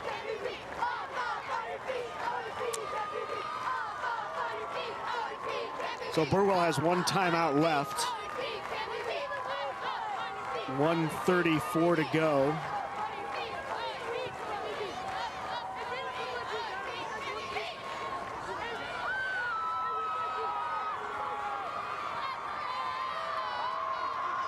Osceola High Plains would need at least 1 first down to run it out. Let's go down to the field to Doug.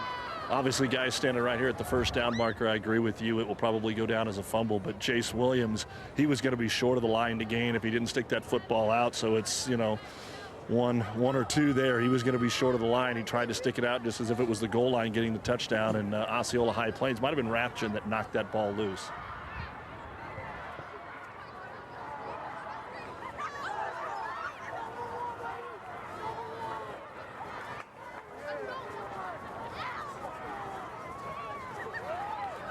Big recovery as well. Hans Gideon was in there on the recovery. Would be surprised if this was overturned. Just getting the time right. Make sure they got the clock all.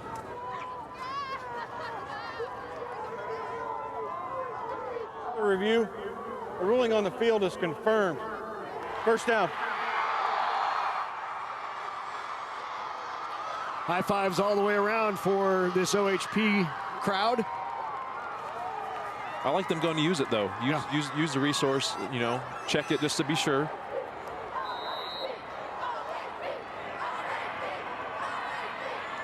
Carter Bodine under center. Soul the fullback. They'll give it to Soul. Leans forward, but he's tripped up and down. I'll let the clock run here. No timeout from Burwell. As we tick inside 1:20 now.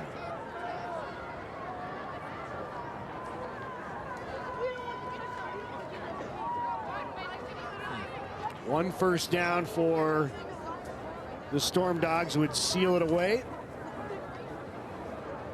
And they will let this tick down and use every bit of the clock. 4 on the play clock, 3, 2. They got it snapped right at 1. Up the middle, leaning forward, and there's the first down. What a carry for Dylan Soul. And that should do it. I was thinking with Burwell not calling the timeout after that first play. Kind of see maybe they're trying to save it just in case they did get a stop offensively, but you get that first down now. That as long as they take care of the football, that seals the deal. Victory formation now for Osceola High Plains.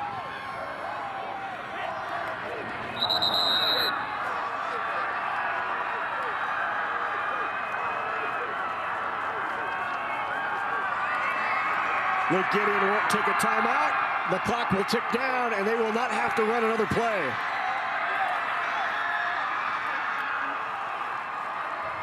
And they are celebrating at OHP. Just the second year of this co-op and the final year. And the Stormdogs are state champs. You got a few players try to run over there and grab the water jugs. I don't know if they were too heavy or what, but then they just sprayed the coach instead of dousing the whole the whole water jug. Must have been too heavy. Well, the 40 points in the first half was enough as the Stormdogs weather the storm of the Longhorns and take home the D1 title. It's the most wonderful time of the year. Hi, this is Marion Ross. Please join me and Gavin MacLeod in A Classic Christmas. Jingle bell, jingle bell, jingle bell rock. Have yourself a merry little Christmas. Mama, it's lovely weather for a sleigh ride together with you. Thursday night at 8 Central on NET. NET has helped bring all of us together in wonderful ways. Both radio and television have provided us with great stories about our past and about our present and about our future. I remember one of the first times we watched TV together as a young couple. At the end, it would say, you know, this program brought to you by, and viewers like you. And Greg grinned and said, "You're welcome." Mm-hmm. We still say that sometimes. Plastic is all around us, and we use it every day. We are turning this place into Planet Plastic. From our cups to our phones to our cars. But when we're done with it, plastic doesn't just disappear. Most of the plastic made over the last 70 years is still here. How our plastic habit has grown, and how to break our plastic addiction. The Plastic Problem. Wednesday night at 9 Central on NET. Coverage of the 2019 NSAA High School Football Championships on NET is made possible in part by the Nebraska Soybean Board, Education Quest Foundation, the Nebraska Public Power District, Aurora Cooperative, Constellation Energy, and Sarpy County Tourism. A big thank you to all of our sponsors who help us bring you the best high school athletes from across the state. We could not do it without your support. Back in here at Memorial Stadium, they are champs. That's right, OHP Class D1 title holders. I want to remind you, if you'd like a DVD of today's game from the NSAA High School Championships, just give us a call, 800-868-1868, or visit netnebraska.org. Just $19.95 plus shipping and handling, and you can relive all of the excitement from this year's championships for years to come. Plenty heading out to Polk, Hordeville, Clarks, and Osceola. You agree? Yes. Time now for medal and trophy presentations. Let's go to Heath Clark.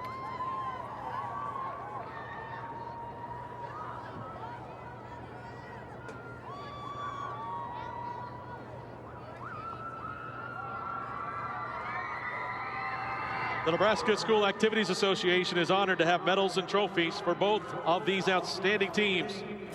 Presentations will be made by NSAA Executive Director Jay Beller, NSAA Board of Directors Dan Kieser from Sutherland, Mark Norvell from Fillmore Central, and U.S. Bank Representative Nick Powers.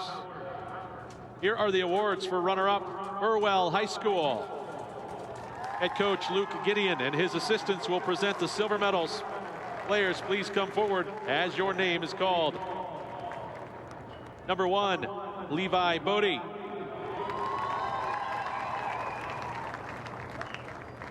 Number 2, Cooper Stout. Number 3, Cash Gurney.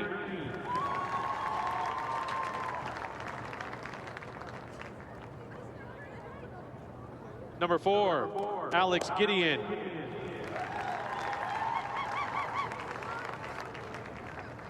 Number 5, Mason Block.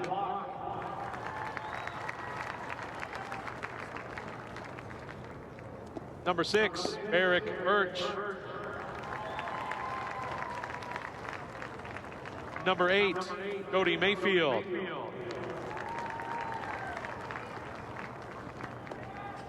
Number 9, Dylan Kreidel.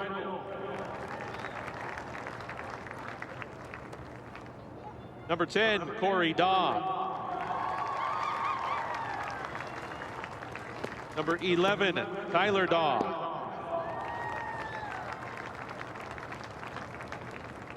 Number 12, Hans Gideon.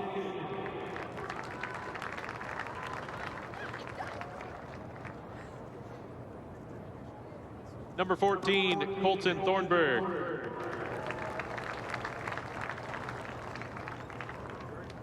Number 15, Gus Elliott.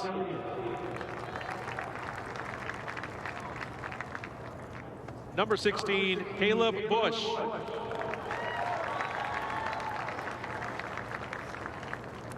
Number 18, Cooper Phillips.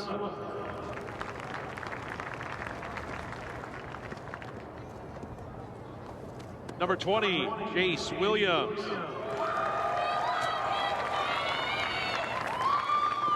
Number 21, Titus Gideon.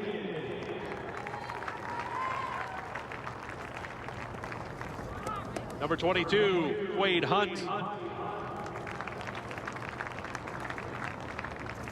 Number 24, Hayes Jensen.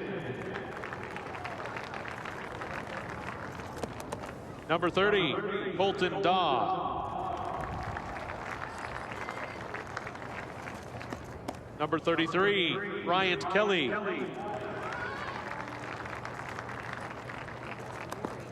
Number 40, Jace Ostrom. Number 50, Devin Konachek. Number 66, Colby Dale.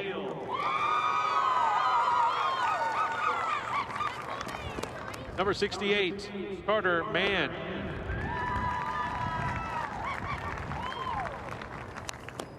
Number 75, Hunter Mayfield.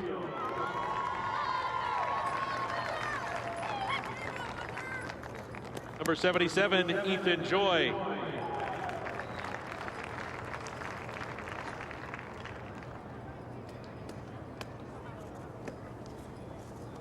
And number 82, Jacob Bush.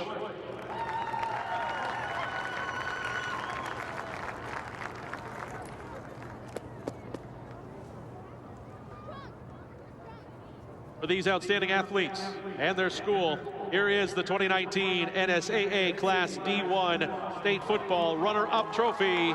Congratulations, Burwell High School.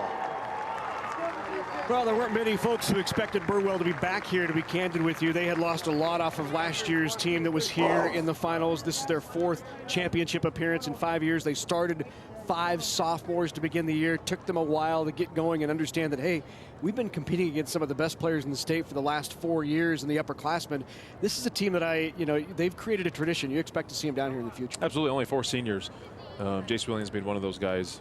But the core nucleus of this team is all coming back next year. 4 of the last 5 years.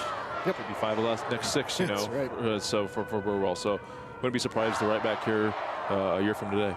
Time to meet the champs. Let's go to Heath. Now, to the champions, Osceola High Plains. Head coaches Greg Wood and Bob Fuller. We have a special award for you.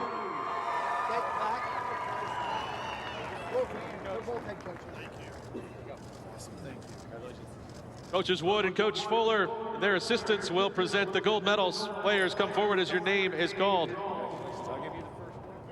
Number 2, Bryce Reed.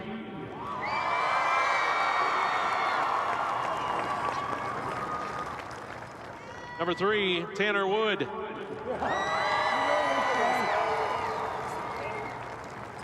Number 5, Keaton Van Housen.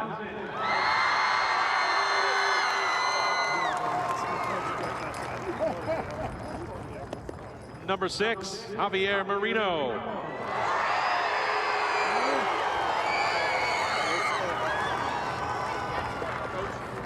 Number 7, Dylan Soule.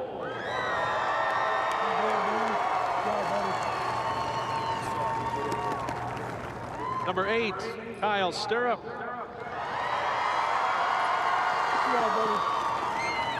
Number 10, Mario Leshak.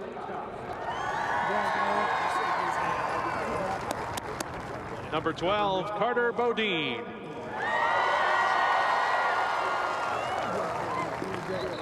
Number 15, Colton Kirby.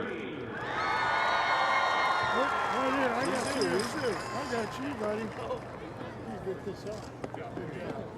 Number 18, Jacob Simons.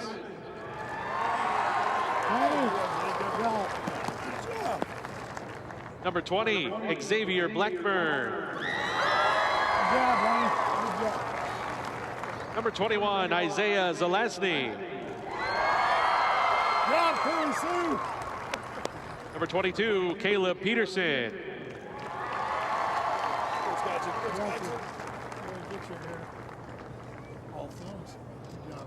Number 24, Thad Rathjen.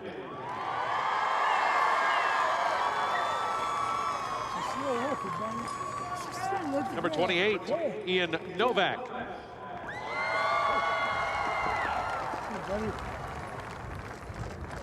Number 29, Jared Parsons.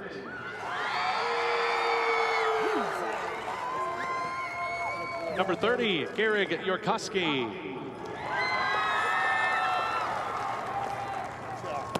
Number 35, Lane Yorkowski.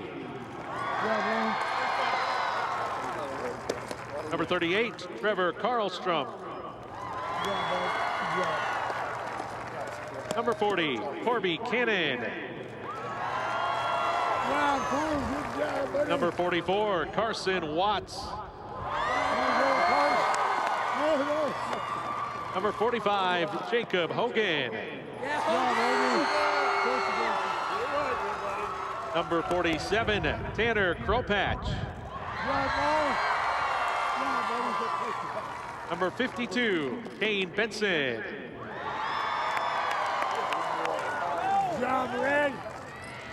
Number 55, Carter Gerard.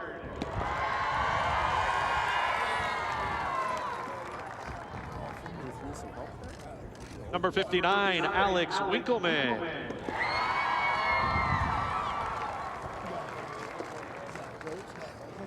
Number 77, Caleb Swedenberg. Number 81, Colvin Reed. Number 90, Joaquin Ramirez. And number 93, Cole Swanson.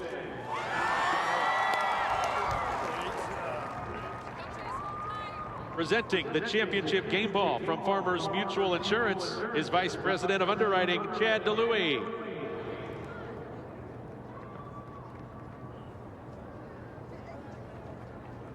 And for these outstanding athletes and their schools, here's the 2019 NSAA Class D1 State Football Championship Trophy.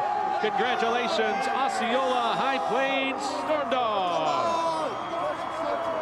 Well, in the final year of the co-op, they take home the title. They are Class D1 champions. What do you think? Do you think they just get to keep their jerseys? What are they going to do with those? They say Stormdogs. Right. You know, it's going to be the Storm and the Bulldogs next year, right? So just let them keep their jerseys. I think so, yeah. Be good. You know, the seniors get to keep them. I guess. Yeah. Again, unless you plan on bringing that thing back together in 5, 6, 7 years down the road. That's right. Man, maybe this changes the mind. Maybe the boards get back together. Right. Say, wait a minute. We got to defend our title. That's right. It's a 2-year co-op between Polk, Cordville, Clarks, Osceola. The strange thing is, right between the two primary towns, there is Cross County, which you have to go through Cross County to get to each of the other towns. And wow, what a semifinal that was between the Stormdogs and Cross County, and the attendance with 2,000 plus there, and that was extra seating. That was awesome. I saw pictures of that on Twitter. I'm like, man, what a scene. I mean, I don't care what level of football you're playing. That's what makes, you know, high school football, not only this state but everywhere, such a special thing. Yeah, the only thing better than that was this right here. Let's go back to Doug. Well, let's talk to the state champion coach, Greg Wood. Coach, the halves were different, but obviously your offensive philosophy changed in the second half. Keaton was injured. You wanted to run clock. Talk about the way that second half played out. Yeah, you got it exactly. You know, we had to run the clock out. We found ourselves a little bit, you know, with Keaton coming out, you know, having to go with our number 2. And he did a great job. I tell you what, he really stepped it up in that situation. But we relied high, or, you know, on the offense as far as running the clock out. The main thing was on the defensive side. You know, I thought they really stepped it up the second half, and they were the difference makers. Would this have been possible without the co-op of Osceola and High Plains? You know what? No, the Stormdogs, I mean, it's been an awesome experience and a great time together. You know, these kids have been together ever since 7th grade, and, you know, they're one giant family, and it's great to be able to send them off in this fashion. And what's this mean to bring home a state championship for these kids in the kind of the last chance that they have an opportunity to do this? Yeah, I mean, that was a goal to start with. You know, these kids really stepped it up. They knew the situation, what we're into, and for them to be able to do that and bring it back to the 4 communities, that's pretty awesome. Coach, congratulations. Enjoy the rest of the week. I appreciate it. Thank you. You bet. Let's bring in Coach Fuller real quick. He's got the game ball. Coach, congratulations. 300th win today. Yeah. You've been all over the place, Coach, yeah. But for a state championship and a landmark win. Special day, you know, special group of kids. Really, all year long, you know, overcome some adversity. You know, their motto, or our motto from day one was 4096. That's according to Memorial Stadium. And they stayed on track with that, you know, and never lost sight of it. Didn't talk about it every day, obviously, but it was something that the kids worked for. It was a goal for them, you know. Just special bunch of kids. It's all about them. Well, Coach, thanks for all you've done, and enjoy number 300 in this state championship. Thank you. I appreciate it. That's co-coach, head coach Bob Fuller. Let's bring in the guys. Keaton Van Housen, he's got the trophy. Come on over, Keaton. Probably not the exact day that you wanted with the thigh injury. How you feeling, and how did it affect the way that you were able to do really anything in the second half? Well, I'm feeling good now. I mean, we came out with the win, so I'm happy for the team, and it played out well, yeah. You have to have a team to win a state championship. Obviously, you knew that coming in. What about the way your boys stepped up? I'm proud of them, man. We worked hard all year for this, and I'm glad we came together, played as a team, and got the job done. All right, you got anything you want to say to Uncle Dale? Stay out of trouble. All right, congratulations. Of course, his Uncle Dale in the 8-man Hall of Fame. Let's go ahead and bring Dylan Susie in. Dylan Soul. Dylan, come on in, bring that trophy. And Dylan kind of all around today, leading tackler. You're in on the punt block. You lead the team in rushing. Can't feel any better than this. Yes, sir. It's great to come out on a win today, especially against a tradition like Burwell and beat them. So. As one of the upperclassmen, what was it like here the last 2 years? Sometimes you've been going against each other, then you come together and you're able to win a state championship. It's a very easy transition. We connect very well on the football field, and especially when we're competing against each other, it's just all around fun, so it's great. How physical was it out there? This was a matchup of really 2 physical football teams. Yeah, Burwell, utmost respect for them and their program. They run downhill very good, and that's just something very hard to stop. Well, Dylan, go congratulate the rest of your teammates and celebrate the rest of the day. This will make the turkey taste a little better. Yes, sir. I appreciate that. Thank you. Congratulations. And finally, let's bring in Kyle Stirrup. We've talked about the Stirrup family having some success here before. And Kyle, boy, you had a heck of a football game. Congratulations. Thank you. Tell me what it's going to be like when you guys split up now. You've got another year to go. You're going to be banging heads against some of these guys next year. Man, we return a lot of starters next year. Playing them's going to be tough, I think. I'm sad to see it go. Really sad to see it go. Talk about the block punt, which really was, with you and Soul there, kind of a huge play that set the momentum for the rest of the A. Yeah, we watched them on film a lot, and we saw some openings there for a block punt. We know that's a little shaky for them, and we really got in there, and we put something in. It worked.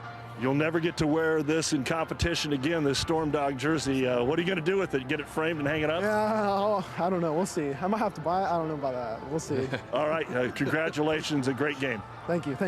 There it is. Stormdogs, Osceola High Plains. They were together 2 years. Not bad. They're going home with a state championship here in 2019, guys. Tale of 2 halves, huh? Yeah, it was. All OHAP, all Burwell, but just OHAP did a little too much in the first half. Too many turnovers by Burwell in the first half, and they held them off just long enough. There are your state champs, the Stormdogs. Once again, the final score 40-34. Class D1 state champs are the Stormdogs. I want to remind you, coming up, the Class D2 state championship later this afternoon, St. Francis and Pleasanton. So for Jay Moore and for Doug Duda, I'm Larry Putney. Goodbye from Memorial Stadium here in Lincoln.